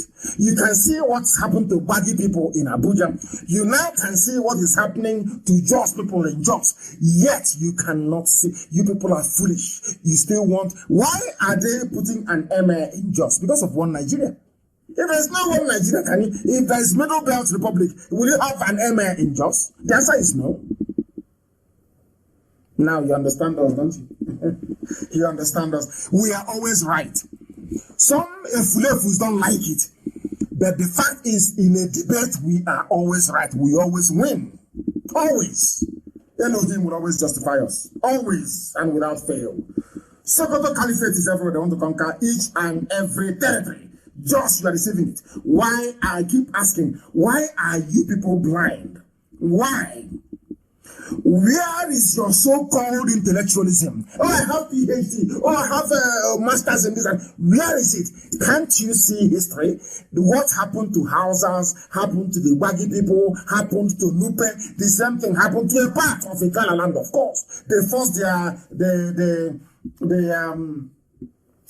ruler of Igala, the Ata of Igala, to convert to Islam. The same thing is now happening in Jos. It is happening in Jos. You people cannot see. The reason why all these things are happening is because of one Nigeria. One Nigeria. And today, the terrorists are now in the army. Who is going to save you? Is it Britain or CNN? Who's going to save you? Nobody now. You're a nigger. And to make matters worse, Bill Gates wants our population to reduce. So if the Fulanis are helping them to kill people, hey, the better for everybody. Some of you don't know this, but we are telling you, where is your common sense? I remember when the whole coronavirus issue broke, people had to look back to history, to the Spanish flu for guidance. Why are things happening to human beings now, and you cannot look back into history to understand how virulent and how dangerous the Fulanis are for your lives? You don't know how dangerous they are. Very, very dangerous. And the funniest thing is that some Europeans will support them.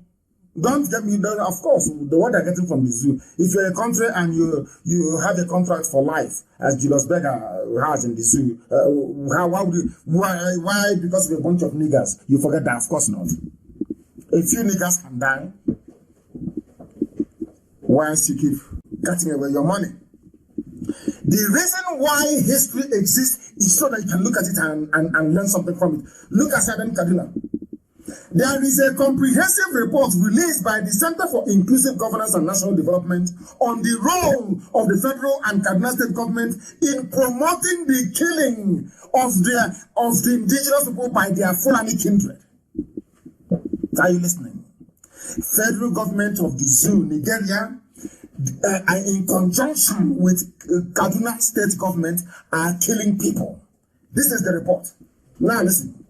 Kaduna state and the federal government, they have provided an enabling terrain for Fulani terrorists to eventually take over the whole of southern Kaduna and other parts of northern Christian communities through deployments of heads of security agents who are purely Fulani Muslim. As I told you before, police Fulani, army Fulani, civil defense Fulani Muslim in Christian communities. That is why they don't want you to be free. That is because only under, people must understand this. The reason why, because you are under one Nigeria. Once you're under one Nigeria, they can deploy, the IG of police can put Fulani men anywhere they like. You cannot stop them. Now you understand it, don't you? You understand it? Now listen very carefully, please. The approval and granting of a biased, brazen and sudden request from Governor El Rufai that all policemen of Southern Kaduna extraction should be transferred out of Kaduna State. You don't know this, but we are telling you. Do you know that the governor of Kaduna State, rather than have the policemen from Southern Kaduna, indigenes, police their communities, they said no, transfer them outside the state so you can bring them Fulani and they'll be there, they'll fold their arms as their terrorists are now slaughtering you and you do nothing. Only Biafra can save you. Can save all of you in the zoo. Only Biafra can save all of you. The approval now has to tell you something. This was granted since 2017 by the former Inspector General of Police, Idris Mohammed. Idris Mohammed signed it as an order that no Southern Kaduna policeman should be deployed to Southern Kaduna. Instead, ship them out and bring in Fulani. So they'll be there watching as people are being slaughtered. Since the creation of Kaduna State, that all the combination of all the heads of agencies deployed to serve are skilled in the interest of Fulani people. Now, you will be surprised.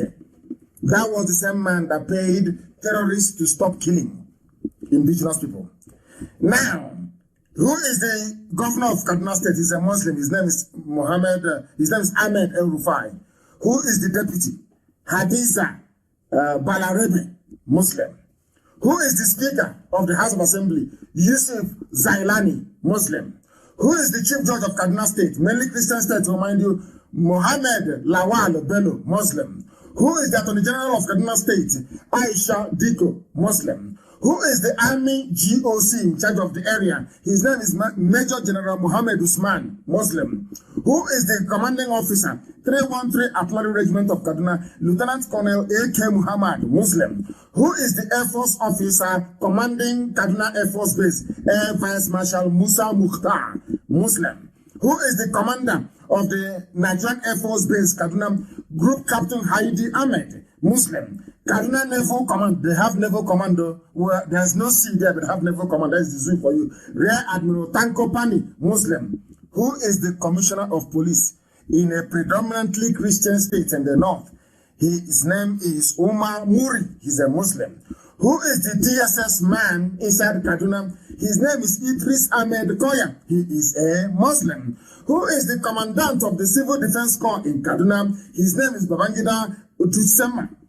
He is a Muslim. Who is the controller of the prisons in Kaduna? Sanusi Dan Musa, Muslim. Who is the immigration controller in Kaduna State? His name is Mr. A.A. Bauchi Islam. Who is the Corps Marshal? That's road safety in Kaduna State. His name is Garuba Alimi, Muslim. That's for the role. You see, very few Fulani, but they occupy everything. And instead of ordinary people to open their eyes to see what is before them, they are busy squabbling and talking about one Nigeria. Talk about one Nigeria and you die in it. Now, everybody knows that Kaduna State is known to have a very large Christian population. They are dominant in at least 10 local governments out of 23 local government areas of the state. But a state which has 8 heads of security services, saddled with the responsibility of securing the lives and properties, however deliberately selected to be Muslims, no Christian in it. No Christian whatsoever. That tells you all you need to know about the zoo and how the Fulanis operate. And that is how they steal your mandate. They bring somebody from number 4 to number 1. And nobody can complain. That was how they finished off Zangon Kotaf, the government area, where El Rufai mandated a committee to produce a white people that will help him take the land of the people and give it to the Fulani terrorists. These things are happening in a place where they claim they have democracy. And none of you are quiet. The more you are quiet, the more the Fulanis will decimate all of you. Now, the zoo, remember, these same people, let me tell you how, you'll be wondering how do they make their money? How do they keep all of you quiet? How can you have only 3 million people controlling 200 other million people? How is that possible? Because Fulani knows how to steal. They know how to steal very, very well. And I must give them credit for it. They also know how to share. They know how to distribute their largesse. They know how to do that very, very well. Now listen very carefully. The zoo was sold to China for 5.3 billion. Have you forgotten? And how many of you can remember? How many of you today can remember that the zoo was a company before owned by the Royal Niger Company, Royal Niger Company, so to speak? Sir Goldie sold, you and I, the Nigeria, sold it to Britain for, I think it was 85,000 pounds or thereabout. I'm sure that Karamonde will correct me if I'm wrong. The whole of the zoo was sold to Britain for £85,000. Today, they are selling it to China for 5.3 billion. That is to tell you that Nigeria never existed. There's never a country, can never be. Never a nation, and can never, ever be. In other words, as somebody wrote very cleverly, if you have $6 billion now, you can buy the whole of Nigeria. You can buy everybody, any millionaire now, anywhere in the world with common $6 billion. You as Elon Musk is, or maybe Bill Gates, if Bill Gates really wants to reduce the number of people in the world and wants to kill 100 million Nigerians, as he's been planning to do, all he needs to do is to dip hands in his pocket, produce only common $6 billion, and you can buy everybody. China bought sovereignty of the zoo, Nigeria, for 5.3 billion. So with 6 billion, you can also buy, you can outbid China and then buy the whole of the zoo. With some change on top. That is how useless and how low our lives are. Very, very sad indeed. So if you have a rich uncle, your uncle can buy Nigeria for you. For only 6 billion, you can buy with 200 million people in it. They're all your property. That is how sad life has become for our people. Very, very sad indeed. That is why in the zoo, soldiers are shooting dead legitimate senior soldiers in the barracks, and nothing is happening. And the woman can dip. I mean, it's the lies of the Fulani that astonish me. The way they lie. Some of you remember this lady very well, Sadia. That was the lover of Abba Kyari.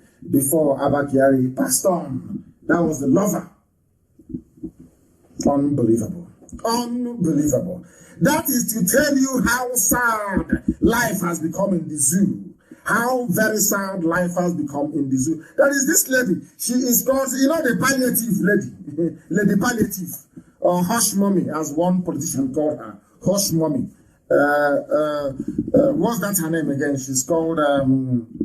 what's that her name? Sadia. Her surname keeps escaping me.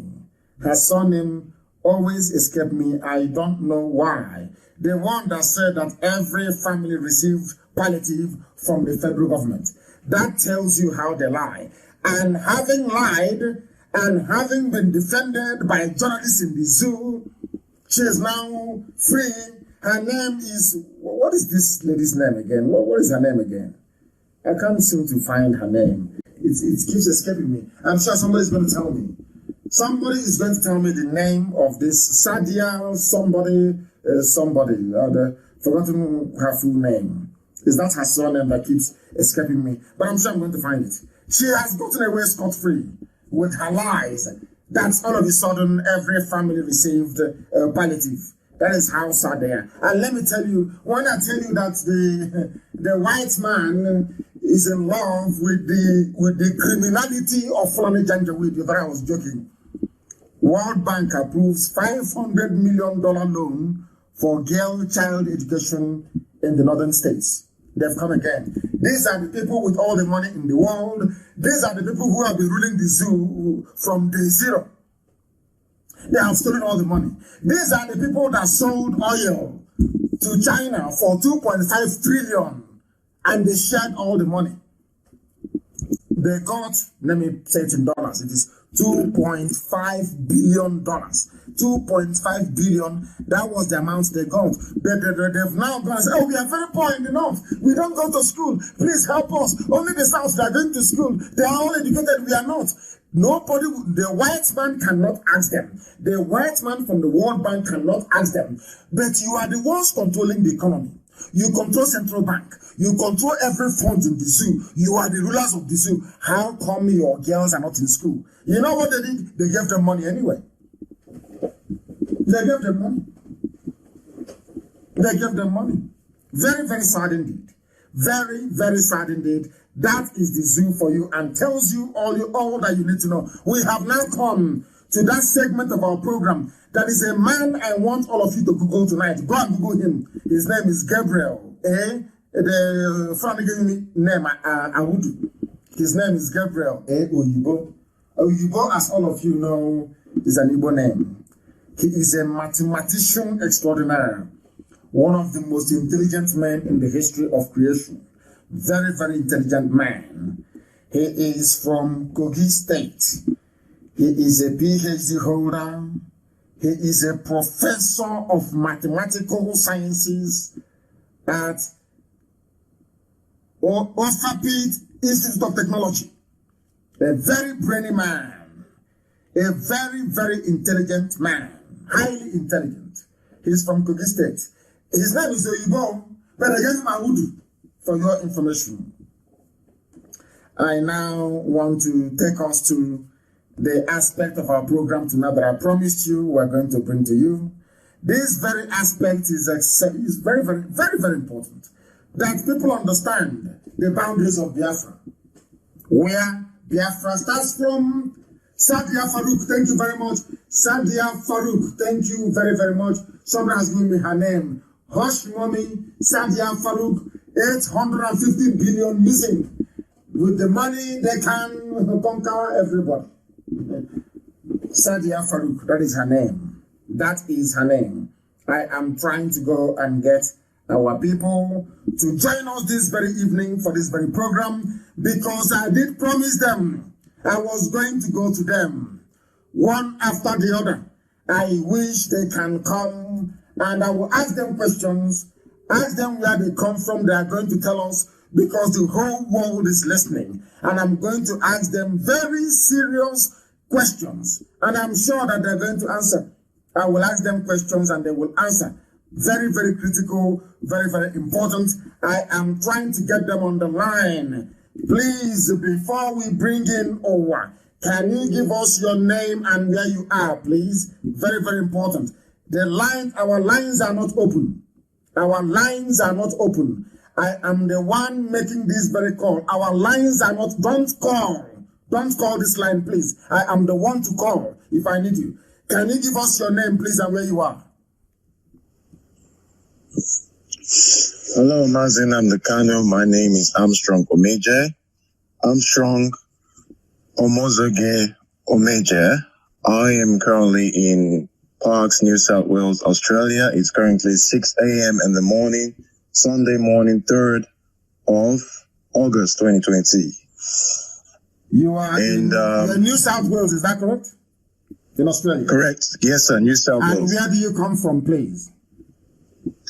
I am from the land of Idu. What is Idu? We don't know what Idu means. Please clarify for us. What does that mean? Okay, I will definitely, sir.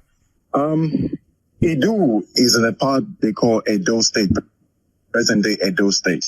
Yes. All right, we are all descendants of Idu.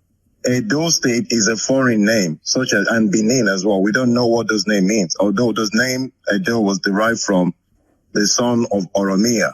We'll get to that later. Tell me where you come from specifically. Okay.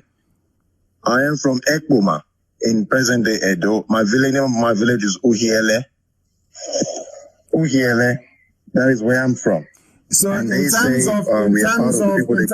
terms of ethnic designation, which tribe do you come under in present days? Well, they call us, yes, the present days, they call us Esa. Esa, which is not our name, because the meaning of Esa means people who ran away, people who escaped trouble, which can never be the name of an ethnic group. What is your name? What is your proper name? From findings and research from reliable sources, I found that our real name is Ubiaja. The original name was Ubiaza, but now today is now known as Ubiaja. Although there is a village, one of the villages in the Eastern land is called Ubiaja. Ubiaja sounds. However, do you know Ubiaja sounds Igbo? Are you aware of that? It is. I know that, sir. I absolutely know that because we have a very strong relationship together. We are brothers. We are the same people. However, who and who is the same people? Please clarify for me. Who and who are the same people? We and the Igbos and all Biafrans. We are all Biafrans. We have always been Biafrans right from the beginning. So you're telling me that Asian people are Biafran people? Is that what you're saying? Asian people are Biafran people. Even the Afema people are Biafran people too. The whole of Edo State is Biafra. Only the royal family and few families are moved from Ileife with them. Because every part of Edo State is Biafra. Everybody, I will get to that. How many piece wrapper does your mother tie, if I may ask? Of course, 2. It's not a new thing. Everybody knows that. 2-piece wrapper. 2-piece wrapper. You ask anyone in Edo State. Do you have masquerade in your village? Do you dance masquerade? Because that's one thing that unites Biafrans as well. Do you have masquerade in your village? We do have masquerade. Yes, sir, we do have. Absolutely. Do you have any historic link to the palace of the Oba of Benin? Are you related in any way, shape, or form? Absolutely not. We don't even know what the name Benin is. Are you serious? From Yoruba word, Ile Benin, which means the land of vexation. The land of vexation. Which is because a lot of things happened when they were invading that land. Ile Benin, then they corrupted the Benin, and then Benin, and then they added an N. It became Benin today. So those are Yoruba words. That's why we advise people in Benin to stop identifying themselves as Benin people, because that's not their identity. There is something. Hold on a second, please. Are you aware that the head of every Benin Oba is buried in Ileife? Are you aware of that? Yes, I'm fully aware of that. The name is... Why is that? Why is that? Why would they bury the head of the Oba in Ileife? Why? Why did they do that? Because that's their origin. That's where they came from. The Oba dynasty, everything came from Ileife. They buried, the name of the place they buried the Oba's head in Ileife is Oru. It's called Oru Oba Ado in Ileife. It's Ileife. It's there. It's not hidden. It's not a secret. It's not a secret. It's not hidden. You can go and research this. People can go and research. It's not hidden. I want to take the head. I think. Yes. Go ahead. They take the head there and leave the body in present day Benin, and then they come back with a replica of that head and bury it in Benin, which tells you that they don't belong there. They're not from there. So the Oba. True, this is the case. So the Oba of Benin doesn't actually come from Edo land, so to speak. Doesn't. Absolutely not. They don't. It's all about the throne. It's just all about the throne. Taking the land, and definitely taking the land and turning it into, Yoruba land, just like they did Lagos. Lagos is part of Igodo. Today, it belongs to the Yoruba. They own it now. So that's exactly what they're doing. I mean, no offense to the monarchy, but it's just a fact. We have to say our history. We are different people. I mean, our mothers tie 2 wrappers. The names of our villages, a lot of them have Igbo names. Like, you hear names such as Uhiele, Akahia, Ebele, Ifeku, Okalo, wow, Uboha, Ujoba, Ogwa, Udo, Uzia, Uromi, Eboy. All these are Igbo. So they're not Spanish. They're not Italians. And definitely they're not Yorubas. So these are pure Igbo names. So what makes you think, why would our people think we are not Biafran? Now, can I ask you a question? Do you have market days where you come from? Do you have market days? We have 4 market days, exactly the same as the Igbos. Are you serious? How come this thing don't come to the fore? How come people from there keep hiding all these things? You have 4 market days in Edo State, in Asian, so to speak. Or, of course, even the Afema, even the Godomigodo people in Benin, the whole of it, look, Isako is our history, it's who we are. But this history has been hidden for far too long. And people, the conquerors rewrite history. That's what it is. So they've written history and they taught people that, look, this is who we are. I mean, the Benin Kingdom only started 11th century, for crying out loud. Only 11th century. Only 11th century ago they came. Now, can I ask you to name those market days you have? Can you give them to us, please?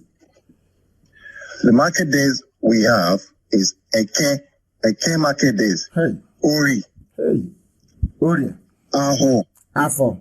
Okwo. Unkwo. Unbelievable. This is yeah, those are the, you know, they are various, you know, they're different slightly. Incredible. Slightly changes, you know, in the pronunciation. And these are the things, these are some of the things that Ohaneze should have done before our time, which is to unite our people. They never did it. Stay where you are, please, Armstrong. There's something I want to play for the whole world to hear. From the mouth of course, everybody knows that I revere and I love the color and the pageantry of the Benin throne. I love it very much. And long may it continue. But we must follow the truth. Wherever the truth leads us is where we go to. Please stay where you are. There is something that the monarch said at a function which I want the whole world to hear, please. From his mouth, please. Aspirations and history of the Benin people. Yes. I'm going to cut you off and I'll get back to you, please. I'm going to cut you off and I'm going to get back to you so the whole world can hear this, please. Let's start from the beginning. Aspirations and the history of the Benin people. Yes. Historians all agree that Oduduwa sent his son Oromia. The Oba of Benin, with his own mouth, is saying that historians agree that Oromian came from Ile-Ife to Benin today. Are you listening? This is from the Oba himself, not from me, please. That the land where Benin people are today is Igoromigoro. The Oba opened his mouth and said that the Oba sent his son, Oromian, to Benin. Listen, please. At the request of elders of Benin, to return with them as ruler of their realm. Oromia's stay in Benin may have been short, but before he left, a child was born to him. Oromian came, met a very beautiful Biafran woman, and gave birth to a son. Are you listening? Please. Are you listening?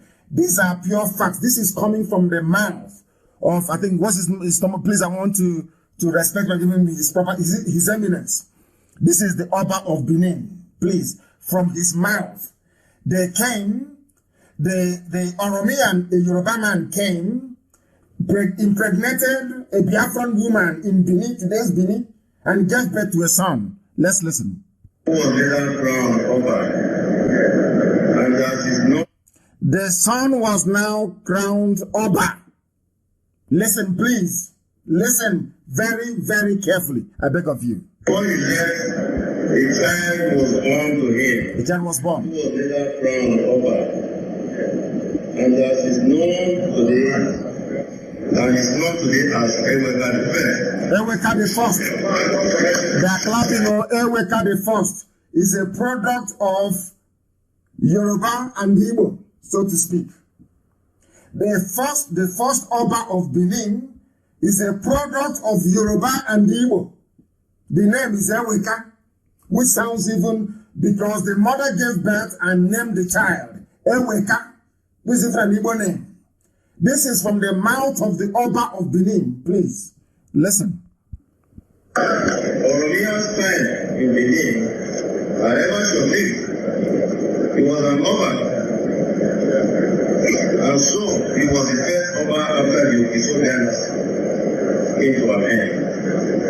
He established Obaship in Benin by education. Therefore, the listing of past Obas should therefore begin from Oromia, as it is listed to the Nairobi. Are you listening? The name of the Obas of Benin, because Oromian was an Oba, he was a prince, and he came to Benin land, although he fathered a child there with an Igbo woman, Igodomigoro, of course. Everybody knows that Igodo means key in Igbo language, and that's the name of the place. The key to the key is Igodomigoro. Now, this is from the mouth of the Oba, the 40th Oba of Benin Kingdom. He said it, and Eweka was born. And Oromian gave birth to Eweka. Oromian, he said his sojourn was short-lived, came for a very short period of time, went back to Ile-Ife, but gave birth to a son, and because Oromiyan is from a princely bloodline. The son Eweka now became the first Oba of Benin.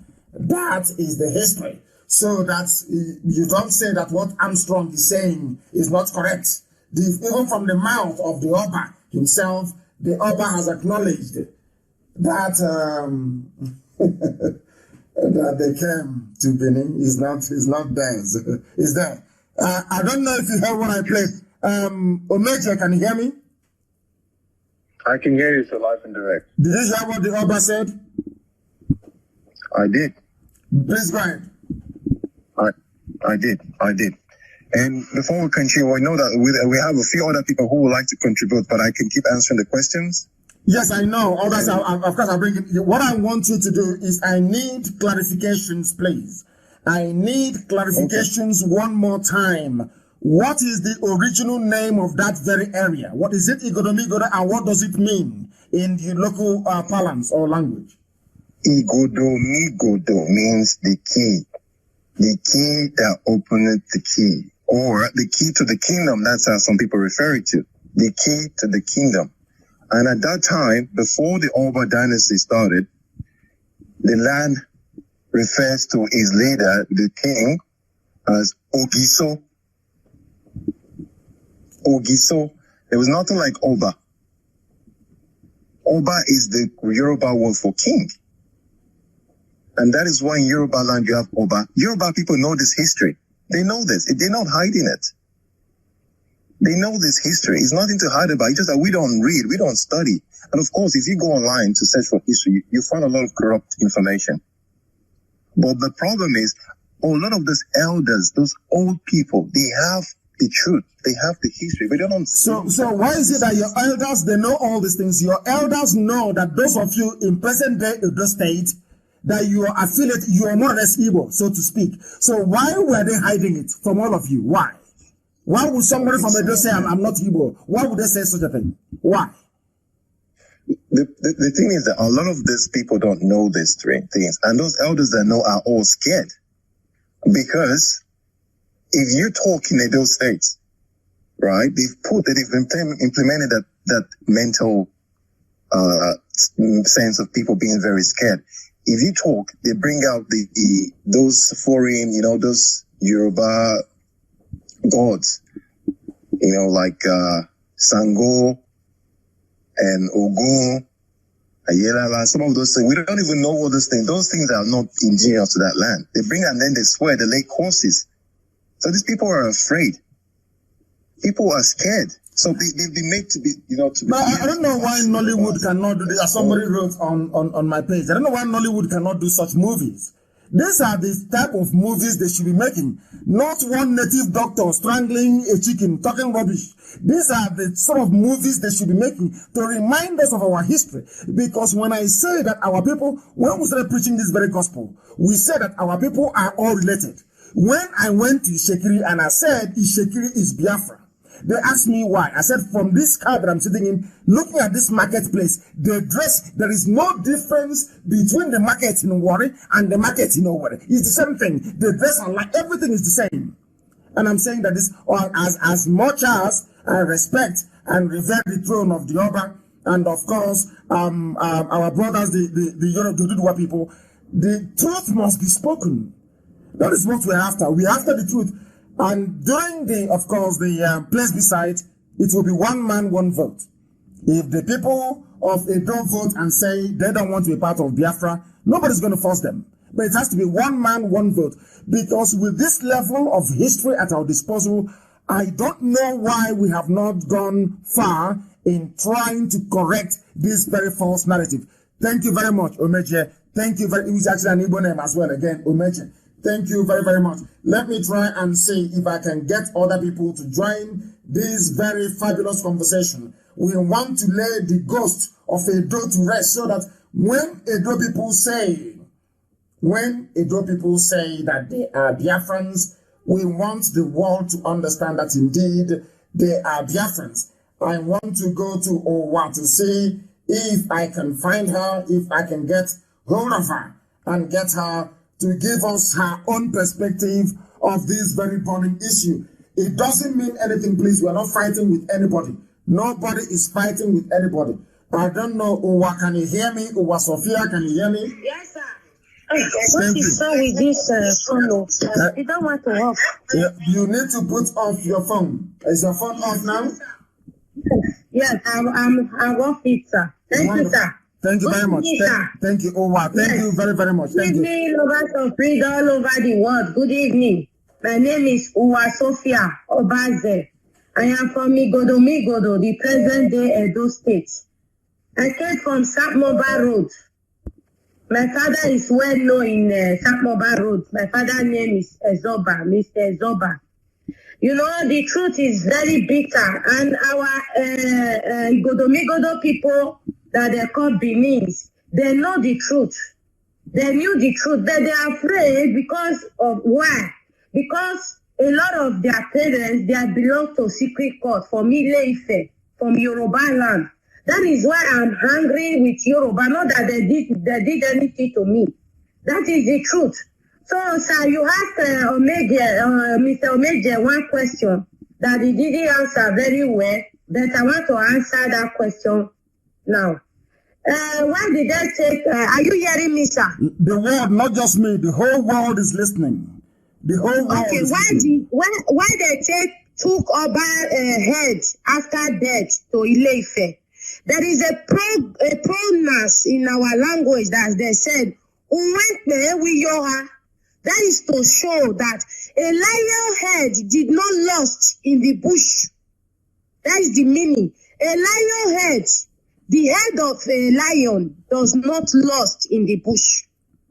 That is the meaning. There is a proverb that Oba of Benin, the indigenous people is the slave to Oba. I have the cassette. I have the audio record that they are using to threaten one person now. I have it. They are saying that we are the slaves to the Oba of Benin. We and our unborn children plus us, our parents were slaves, but they said we and the unborn children, God forbid, that we are still slaves to the Oba. You know, that is to show that if this Oba of Benin die, if his son come in, so my own children, God forbid, will still be slaves to the son. You understand? They have been doing this things years to years. They have been doing it to us. And number two question you asked Omeje that he did not answer, sir. You asked him about the 4 market days. We have in Igodo, the present day those days, the Benin, they have the same 4 market days. Are you serious? So are you saying that in Benin? Hold on. Are you saying that in Benin also, not just Eshan, you have 4 market days in Benin? Yes, my mother was a village market. Mama Mike, go and ask in Sapmoba Road. Mama Mike, he go to village market days. 4 days. 1 day is for rest. One is Eke. One is different village market. My mother was a trader. He used to trade to a village market before he died. We have the same thing in Benin City. Benin, not Esaland, in Benin City. Wow. You understand, sir? In Benin City itself. Yes. We tell to rapper, what they are trying to do to us is because Oba Benin see that they did not hard fast. You know why they kill Ali, Professor Ali? Ambrose Ali challenged them that. You mean Ambrose Ali? Yeah, Ambrose Ali. Yes. They kill him because he challenged them to let them to teach us the history. And the Oba of Benin, not this one, the father, they said no. He put Ali in prison, and Ali get blunt, and after that, he died. Ask them now, they know everything. Why are they bribing Murphy if we are lying? They are bribing Murphy now. Ask all over the world. Murphy is not doing live video anymore. You understand? We are saying the truth here. Me, I'm not afraid to die. I will die one day anyway. So the Benin, they know the truth. Even the Oba of Benin itself, they know the truth. They just want to keep on enslaving us. That is it, sir. So when you say that Edo is Biafra, you know what you're talking about. Yes, the capital, the habit of the nation. Even the Yoruba people, they know it. Lagos belonged to us before, because when I was a little girl, they used to say, Eko. Lagos is Igodomigodo people. The owner of Lagos belongs to Igodomigodo people. You know, when I was a small girl, my father was an army. He served in Ibadan. He was a captain before he retired. He used to tell me, Eko. That means Eko is our language. Igodomigodo has Eko. The present day, the way they oppress us now, that was how they collect Eko from our forefather hand. Now it now belongs to the Yorubas. You understand? In Edo State today, before you get a job, you go to Oba Palace and bring a letter. So that with that letter, they will now employ you for a job. And the most of the job in Edo State is not our own job, it's for the Yoruba.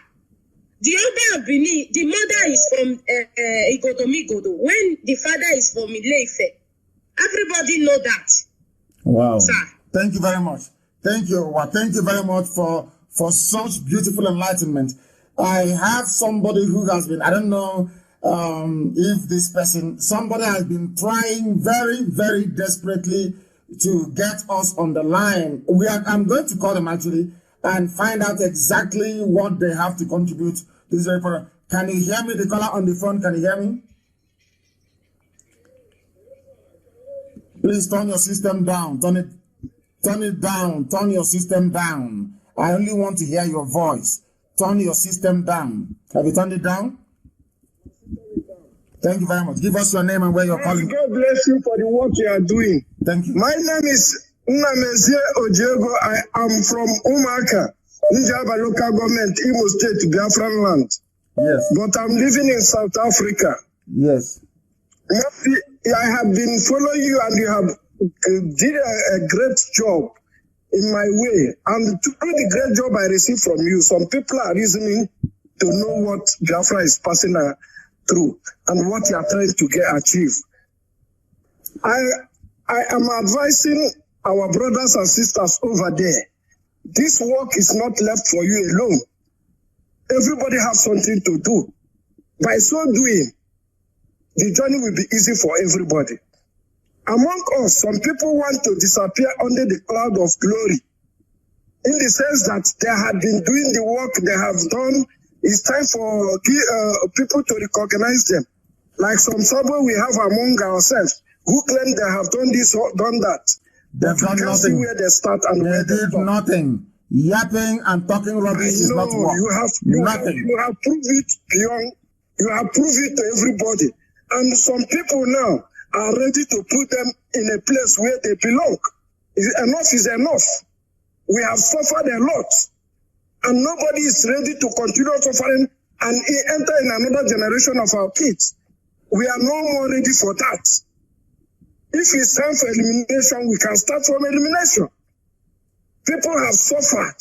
Our brothers and sisters in jail in so many countries trying to survive. Where our home is full of milk and honey. And some people put pipe personally enriching their families and saying that one Nigeria. We are not ready. Mazi, I'm praying that God will keep you to celebrate the restoration of Biafra. Yes, sir. Thank you very much. Thank you very, very much, my dear brother. I didn't mean to take calls this evening, but I would like to, you know me, I like to balance everything. If there is any form of response from anybody who is pro, I wouldn't say, because we heard from the Oba himself. Oba opened his mouth and said that they came from Ile-Ife. That's what the Oba said, not me. So I don't know what other rebuttal there is. Please, your name and where you're calling from. This is Chidi. What's the meaning of this is Chidi? Is Chidi your name? Who gave birth to you? He's saying this is Chidi. Yeah? I don't accept that. You must have a father. Your father gave birth to you, please. When you call us, you give us your full name, where you come from. Where you come from. They said some people from Otuoke, which is Goodluck Jonathan's village, attacked our people today during a youth meeting, I understand, and arrested the coordinator and handed him over to the army. So in Ogbuya, LGA of Bayelsa State, we must know that the Janjaweed fathered a lot of people, and this nonsense are bound to happen now and again.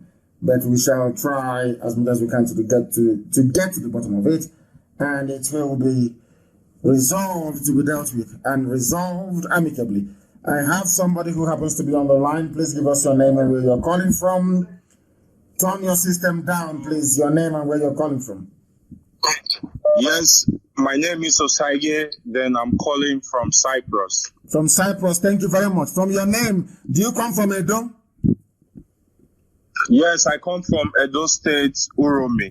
Uromi, thank you very much. Are you part of the school of thought that says that you're Biafra or you're Yoruba? Which one are you? Confirmed Biafra, a very strong one. Okay, please go ahead. Okay, I want to throw more light about the Godomigodo people you were talking about. Yes. Yes. I think when I was in secondary school, my grandfather told me a lot about the history. Yes. We are listening. Go ahead. We are listening. Go ahead. Don't stop. Please go ahead.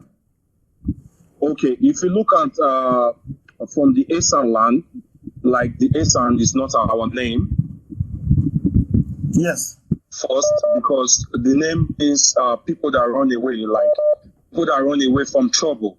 And the Benin Kingdom, there's a saying, they say when you see an Esan person, you have to kill that Esan person first before you can kill a snake. Meaning, if you see a snake and an Esan person, you have to kill the Esan person before you kill a snake. Do you understand? I do. I understand that. Yes. And what does that? What does that supposed to signify? Was it because Esan people killed an Oba? Is that correct? Did Esan people kill an Oba at one point during the war? Yes, during the war. But I can't remember the particular Oba. Then I think all the Esan people were driven from the Benin Kingdom, which this present day Edo State is for Igodomigodo people. And my grandfather used to say, if you check Uromi, you can still find older people. They are Igbos. They speak Igbos. If you like anywhere I go to, are you serious? Some of the other ones, they still have Igbo dialects. They speak Igbo in Edo State. If you have anybody from Uromi, anybody watching live now that can call one of the elders in Uromi, if they are willing to say the truth, they will tell you that. My goodness. Every time we keep discovering, every blessed day. Thank you very much. I'm very glad that I took your call, actually. Thank you very, very much. We have somebody on the line. I want a Yoruba Bini person, if there's anything like that, to please try and call us as well. The caller on the line, can you hear me? We have a caller on the line. That caller, can you hear me? Reconnecting. I don't know why it says reconnecting. Let me go to the Skype and see who is there. The caller on Skype, can you hear me? No, they're not paying attention. The caller on Skype, can you hear me? Good evening to you. Please give us your name and where you're calling from. No, they cannot hear us. Connection was lost. They cannot hear us. Sadly and unfortunately, we have brought that very conversation to an abrupt end. We thank all of you. These people are, oh my goodness, people are calling from all over the place. The caller on the line, can you hear me? They are there. They're not doing anything. They are not saying anything. I want somebody who will call from the Yoruba side of Benin, because they've been there now since 11th century, so it's been a very long time, and they're entitled to the land as well. The caller on the line, can you hear me? Hello. Yes, please. Your name and where you're calling from? Okay, my name is Oladapo Shitu. Yes, Oladapo Shitu, please go ahead. We are listening. Thank you very much. Go ahead, we are listening. Okay. Yeah, due to my personal research, actually. Yes. I feel the Yoruba people are originally from Igodo. Oh my goodness. So we are not even expanding. Because so if the Yorubas come from Igodo, that means that we are now the same people. Is that correct? Is that what you're trying to say? Yes, because Oduduwa was a prince from Igodo. Wow. Goodness. Yes. No, please start again. Hold on, Shitu. Give us, where do you come from? Where do you come from? I'm from Kwara State. From Kwara State? The Yoruba Pakampo. Yes. Ofa, to be precise. And what are your sources? What are your historical sources to say that the Yoruba Oduduwa came from Igodo? Because if that is the case, that means that an Igbo man and a Yoruba man, we are the same people then. That's what it means. If they come from Igodo. We are the same people. That's the point I'm trying to make. Wow. Because Oduduwa went to Ile-Ife and became a king. So the gods of Benin Kingdom, of Igodo, after they lost their king, said it has to be someone from Oduduwa line, or Oduduwa himself, who can replace the late Oba. So he sent his son Oromiyan, who you just spoke about earlier on. Hello? Wow, we are listening, yes. We are listening. Go ahead. And that same Oromiyan is also the founder of Oyo Empire. Okay, Oromiyan himself is the founder of the Oyo Empire. Wow. After coming to Benin to impregnate one of our mothers, she then went to Oyo to found a kingdom. Yes, the Oyo Empire. Wow. I didn't know that. You know, black people with power, they like to differentiate themselves somehow and everything. But personally, I feel we are all one. We just try to separate ourselves somehow, and due to what the British did in Africa. Yeah, because I keep wondering, some parts of Ekiti, even the names, the answer, I told you about this very king from our place, from Omwabara, many years ago, told me that he went to a meeting of traditional rulers. And apparently, the traditional ruler also from Ekiti has the same surname as himself. The same spelling, the same surname. So he was wondering how come that became possible. So that is why this very platform, this radio station is amazing. Radio Biafra. What our job is to follow the truth. Wherever the truth leads us, we go there. And if it is proven that somebody left Igodo to go and found the Oyo Empire, then I think that is the end game. I think that is that. I'm not sure the Fulanis will like it, but I think that is the end game, to be honest with you. Yes. And for instance, someone like, I don't know if you've heard it before, someone like Omoyele Sowore, do you know he's an Ijoma?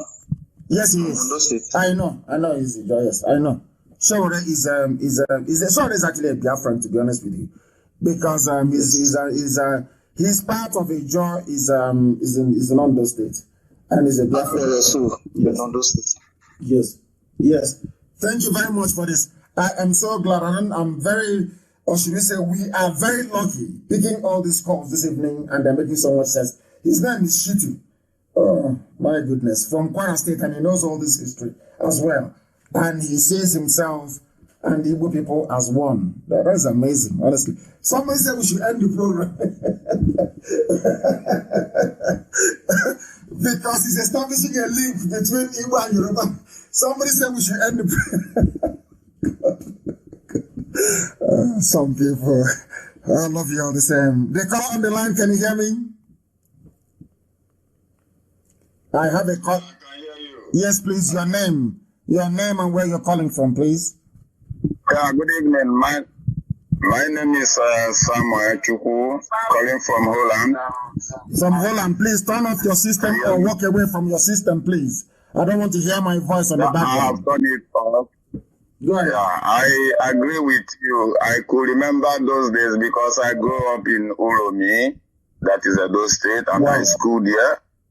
Yes. And I remember those days because my father is a qualified pharmacist, and he is the one who is treating the Onoje of Uromi.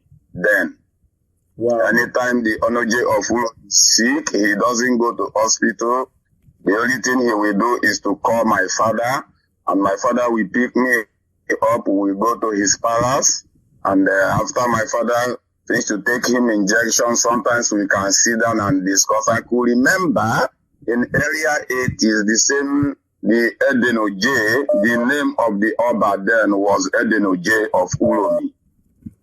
Was telling my father that the Uromi people belongs to Biafra, but that time I don't really understand very well, but for now I listen to your program, now I now refresh back and I remember that what the Onoje of Uromi was told my father, my own present, that the Uromi that is starting from Edo State belongs to Biafra, and he said it 2 times. The time that we are changing money also. And you were there present. Hold on. You were there present and you heard him say. I was there. Wow. 2 times. Because he used to have a very good conversation with my father, because my father is the one treating him. Anytime he gets sick, he never go to the hospital till the day he die. Wow. So 2 times he said it to my father that he loved Igbos too much because Igbo also belong, the Uromi, starting from Uromi, and go up belongs to Biafra, and also coming to talk of the market days in Uromi, the same we have AK from Urie, we have it in Uromi also, we have Ozugono, Ozugono market, Ubiaja market, and Ekboma, and then the 4th day will be Ekio Day, that is on Market Day. Wow. I think we are going to do a DNA test. We are going to do a DNA test with Oduduwa people, with Yoruba people. We are going to do a DNA test. I'm telling you the truth. What I'm hearing this evening is astonishing. So how come all of you kept quiet all these years? They've been dividing us and all of you kept quiet. Nobody said anything until now. Why? Yeah, because nobody have opened our eyes. Not until you come out to open our eyes. The more we listen to you, the more our eyes open. Like this, I just open up now. Was how many years ago? Which that I have already forgotten. But today's topic make me to flashback and remember that was in early 70s, 80s. The Edoneje of Uromi. I was sitting right beside my father when they were discussing, and he raised it. And second time he raised it again was early maybe 80s. The time they tried to change new money. Wow. Thank you very much, my dear brother. Thank you very much. I can't believe what this is astonishing. Tonight's program. I don't know what we delved into. The caller on the line, can you hear me? Can you hear me? Can you hear me? They're not listening. They are not paying attention. The caller on the line, can you hear me? No. Good evening to you. Please give us your name and where you're calling from. Okay, my name is Mazi Nnamdi. I'm coming from Benin Republic. Benin Republic, yes. Did you live in Igoromigodo before? Have you lived there in Benin before? No, Mazi, no. Okay, then I'm taking calls from those who have lived in Benin City, Igoromigodo itself, to give us a new perspective on this discussion this evening. The caller on the line, can you hear me? I thank and I greet you so much. Can you hear me? I can hear you loud and clear. Please go ahead. Hear me? My name is Obede Sonny Ebehoy. Yes. Sonny, go ahead. Can you hear me? Loud and clear. Go ahead. Yeah. My name is Obedi. I'm calling from Edo State. Yes, thank you. Go ahead. From Ugo. I just want to add a little more to what our sister has said, Sister Uwa. Yes. Can you hear me? I can hear you. Where are you from, actually? What is the name of your village? Your village? Ugo Okoriomo. Wow. Go ahead. My name is Obedi Ugoni Okoriomo. Thank you. Go ahead. Okay. But what is talking in detail is not. Okay, let me go ahead. I just want to add a little bit to what our sister has said, Sister Uwa. Yes. In the real sense, the whole of Benin, Edo, Igodomikodo as a whole, we are Biafrans. Wow. Why do I say that? Is that we are Biafrans? Is that both the names and everything all are almost the same, a little slight different. And before that, around 14th century, it was a very great exodus that took place. Yes.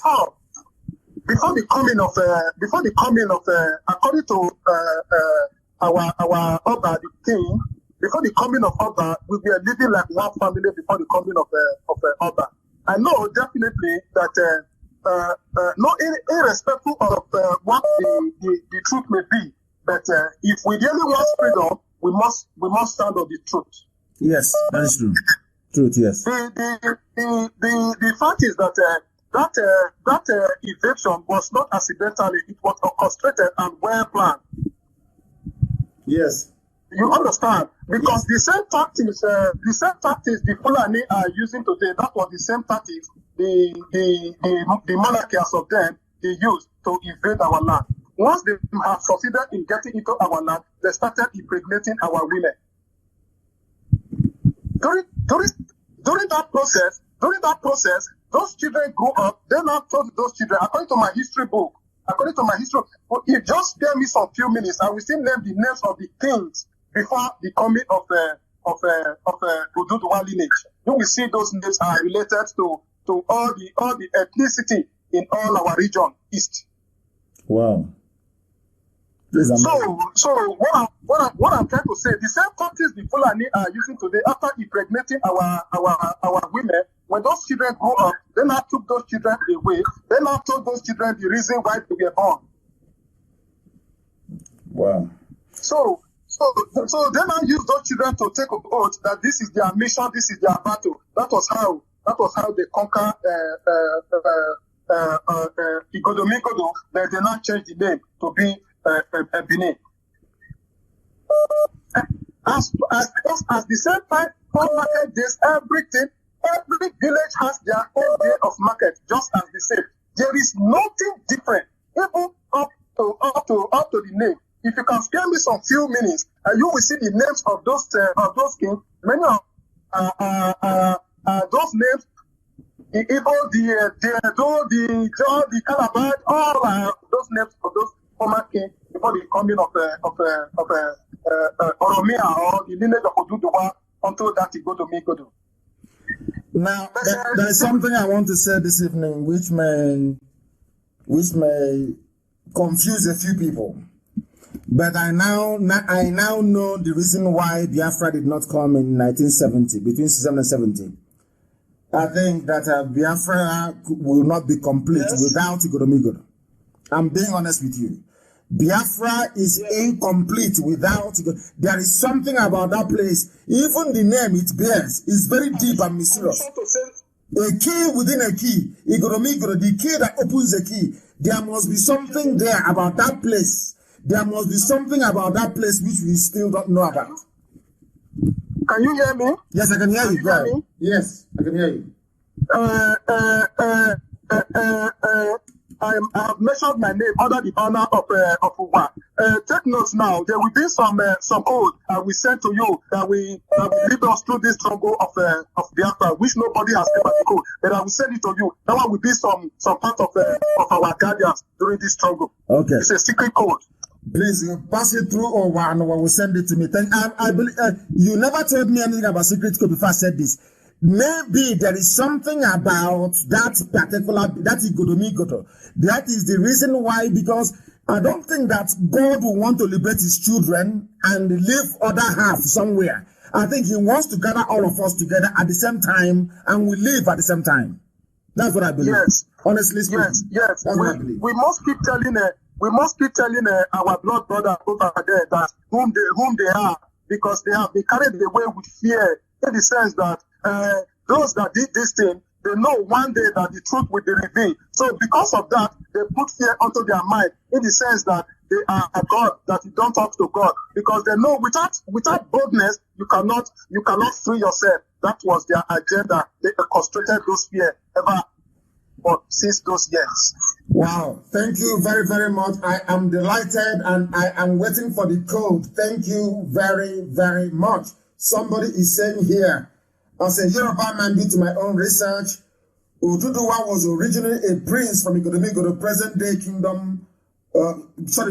Benin Kingdom. He was banished and went to be a king in Ile-Ife. When the late Ogiso died, the gods of Igodomigodo said the new Ogiso must be Oduduwa or his bloodline. Oduduwa declined and sent his son Oromiyan to be king.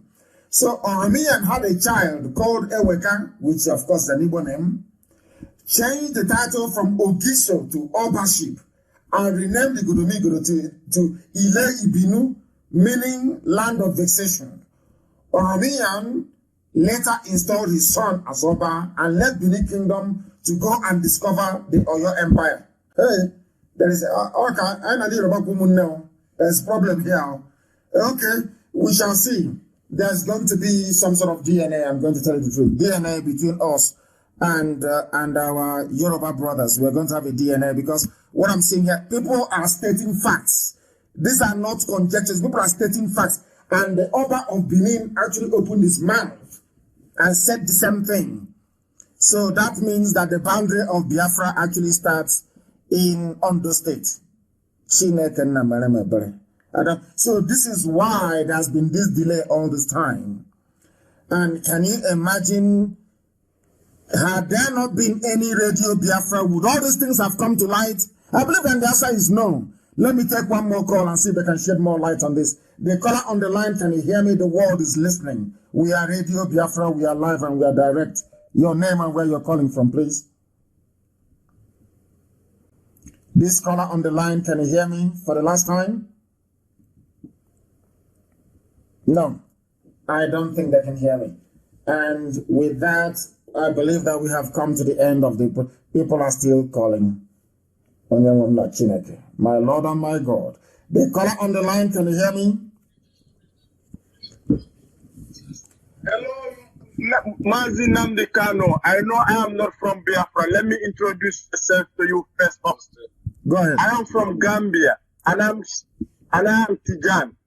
But honestly, I want to thank you for being the enlightenment, for being the sea of wisdom to humanity. You are not only serving the Biafrans, I can tell you. You are serving the whole of Africa with knowledge. And I only want to tell you one thing, because I'm not going to talk much, because I'm not from Biafra, but I want to tell you that you keep the spirit up. You are a great man. I love your presentation. Thank you very much. Thank you. From Gambia. You said from Gambia? I love your presentation. I am living in... I am from Gambia, but right now I'm living in Holland, Amsterdam. You're in Amsterdam? From Gambia. Thank you very much, living in Amsterdam, but I listen to your programs through my friend. Wonderful. I am from Gambia. Thank you very much. But I am telling you just to keep one thing up. Just keep enlightening the young youth, because I'm just 19 years old, and I want to tell each and every Biafran to stand up with you, because you are a legend. Every legend Africa has been taken down, or has been taken down by this disgruntled politicians we have. But I want each and Biafrans, those who are abroad, those who are in the country, because I have a Biafran friend who told me that, Sheikh, do you know what he tells me? No. Let me tell you this. He told me that, my younger one, if you go to anywhere and you don't find an Igbo man there, run away from there. Yes. And I know that Igbo people are dispersed in all over the world. And I also know about one thing about the Igbo people. They are very intelligent. Of course, you guys have the wisdom, you have the courage, you have everything it takes to build up your own desired country. I swear to you, Nnamdi Kanu, I will come to Biafra with my brother who is always listening to you. And if I come to Biafra, I'm gonna be happy, even though I'm not from there. Biafra, let's keep this spirit up. I love you, Mazi Nnamdi Kanu. Thank you very much. I love you too, my dear brother. Thank you very, very much. He is from Gambia, but living in Holland. We don't hate anybody. I'm being honest with you. I want Africa to be free, and I'm sure that is the wish of every Biafran right across this very planet. Tonight's broadcast, people are saying it is a bomb, and that we must continue, that we should continue on such trail. Our desire is to bring this noble family together. But I don't know how that Oromian impregnated the woman. I hope it's not by force. I hope it's not by force. The one that gave birth, because sometimes the calls are plentiful. The calls are plentiful. As long as it wasn't by force. That is what I'm saying. If it's not by force, then there is no problem. The caller on the line, can you hear me? Yes, please, your name and where you're calling from. Turn the system down. Turn it down, please, I beg of you. Turn it down. Yes. Good evening to you. Your name and where you're calling from? My name is Adabanya Chubueze Joseph. I'm from Anambra State, but I'm calling from Cyprus. Give us your name again, please. This is Adebayo. My name is Adabanya. Adabanya, okay, please. Ask them what's Adebayo. Say, hey, Mr. Wood, please go ahead. Adabanya Chubueze. Thank you. Honestly, I'm Anambra, but I'm not from Edo and the rest. But I just want to contribute particularly about the Igala Kingdom because it seems almost the same with the Edo people. I lived in Kogi State, Eda precisely, for about many years, so I can tell more about it. I heard about one of your programs the last time you talked about the Igala Kingdom and the rest of them. Yes. So it motivated me, and I started talking with some of my Igala friends I had, and I put it straight to them that can they really change the narratives of yesterday by looking into their histories? And honestly, these are diehard one Nigerians. These are diehard restructurers. And when I engaged them, they really went back and made research. As I'm talking to you right now, many of them are listening to this program right now because I really gave them the reason to understand themselves and to understand the narratives. So I felt, in as much as maybe I can't be in that position to do more, but the little effort I can do, I will do it for the struggle. So I think the Igala Kingdom too has this misunderstanding too, like the Edo Kingdom too. But a lot of them, as I'm talking to you now, they're beginning to understand that there is a problem somewhere and they're making changes. Which is very good too. Wonderful. Wonderful news. I am very, in fact, it's a very funny thing. Before I came on air, I stumbled upon, when I was researching this man, this very brilliant mathematician, Daniel Oyibo. He is one of the most intelligent men to ever be on the face of this planet. Do you know how intelligent he is? Yes. People don't know. The man is over-intelligent, over brilliant, a mathematician. But we don't know him, we don't celebrate him because our people are blind. And I was reading about Igala. Do you know the funniest thing? Do you know that in Igala, they wrote it down, Igala history, that Eri, that founded Aguleri and Umweri came from Igala land. Are you aware of that? It's there, it's in their own history. Yes, so Igala is claiming Umweri and Aguleri. So that is how close we are. And as soon as we understand and unravel, I remember when I was arrested, they said, oh, why did you include Kogi? You include Benue, you include Kogi. And I gave them the history of how A Janjaweed army came from the north, came into Benue, and was destroyed by an act of God. And at that very place where that army died from the north marked the boundary between us and them. And they accepted it. And I know that Igala till tomorrow morning, I know Idoma, I know Igede, I will stake my life on it. That we are the same people and they know it. Yes. Two-piece rapper for market days. Yes, they have a lot of local governments in Igala Kingdom that speaks pure Nsukka. Pure Nsukka. They don't speak Igala. Are you serious? And they're under Kogi State. I mean, I'd let any Igala person corner. There are parts of Igala that speak pure Nsukka, most especially those sides of the ending part of Igala land that has boundary with Enugu Ezike, Ovuko, and the rest of them. They speak pure Nsukka, they don't speak Igala. Wow. Wonderful. Thank you for your call. For almost 7 years. I can see that, and you're well learned and well grounded as well. I am very, very grateful for your call. This evening has been a thorough enlightenment, and I would have loved it to continue, but as with everything in life, it must come to an end, and we are going to visit everywhere. We've done Edo. Is there any doubt? I'm waiting for my inbox or anybody to tell me why Edo shouldn't be part of Biafra. They are very compelling. Once you have to die two-piece rapper, you have 4 market days. It's bye-bye and it's chicken, as they would say. From Hausa people, of course, not Fulani. I have nothing against Hausa people. I think they're a victim of circumstance. And as I've always said, Hausa people are very good people. Hausa people are an ordinary Hausa person is a very nice, decent human being. They allow themselves to be corrupted by a Fulani Janjaweedism. But very soon we shall cure them of that very ailment as well. I thank all of you.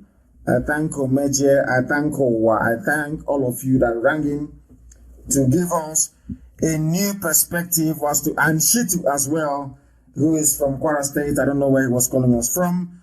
I thank all of you. But you can see now that things have changed. Maybe the way we relate to Yorubas may have to change from now onwards. Maybe we are related after all, but we need to know how Oromiyan managed to get our sister pregnant that gave birth to Eweka. We shall find out. And the fact that Oromiyan now left to go and found Oyo Empire, the whole thing is just amazing. There may have to be some DNA test. Very, very important. And the Sabo will not be tested because Sabo will have Fulani DNA. So no Sabo should come forward, please. We want genuine Biafrans. I thank you all for listening. You can now see, when we say that Biafra is a religion, you believe us. You see how our people from Edo, we are tenaciously saying they are Biafrans. Every attempt to discourage them, they said no, they are. Today, they have made it known to the whole world. And we welcome them to this very noble family. This very family of IPOB. This very nation of Biafra. When we say that Biafra is our religion, you can now understand how fanatical we are about who we are. And here on Radio Biafra is where we worship, because Elohim is our God. I thank you very much, all of you, for listening. And my love and appreciation for all of you knows no bounds.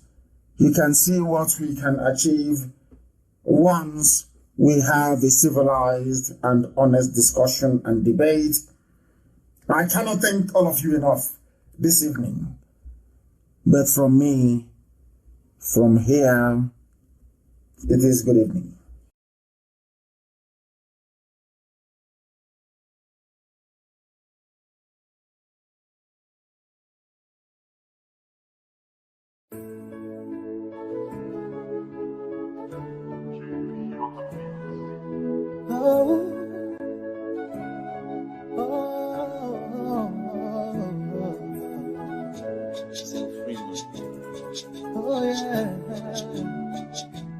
Here comes the time.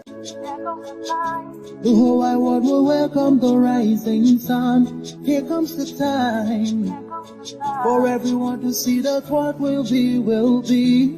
This is the time for you and I to stand together as one. Yeah.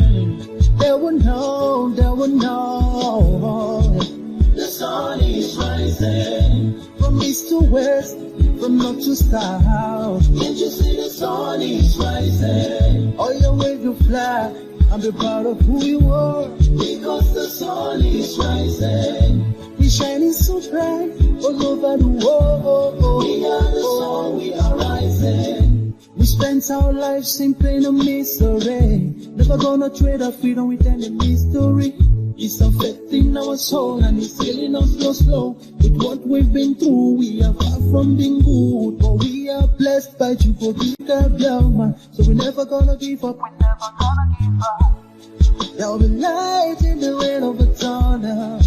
It will shine so bright all time. The whole wide world will embrace us. Nobody can stop us, nobody can cage us, nobody can stand us, yeah. They will know, they will know. The sun is rising from east to west, from north to south. Can't you see the sun is rising? Oh, you wave your flag and be proud of who you are. Because the sun is rising. We shining so bright all over the world. We are the sun, we are rising. The windows and curtains, green lights be every building. When I think about how blessed we are, goosebumps all over my body. Sunrise to the black stripe, black strands crossing grey stripes. Clashes upon clashes, many lives turn to ashes. When I ponder and reminisce, the actions I see malice. Blood on the ground, this is how we fly. Our beautiful flag all around the world. Blood on the ground, this is how we fly. Our beautiful flag all around the world. We go carry the cross together. We walk through to Zion. We stumble, we'll rise. How the victory was won. They will know. They will know. The sun is rising. From east to west, from north to south. Can't you see the sun is rising? I still wave your flag all over the world. Because the sun is rising. I still be shining so bright all over the world. We are the sun, we are rising. They will know, they will know, they will know. If our light shine, the sun is rising. We be flying anywhere you want. If our light shine, the sun is rising. Oh, if our light shine, the sun is rising.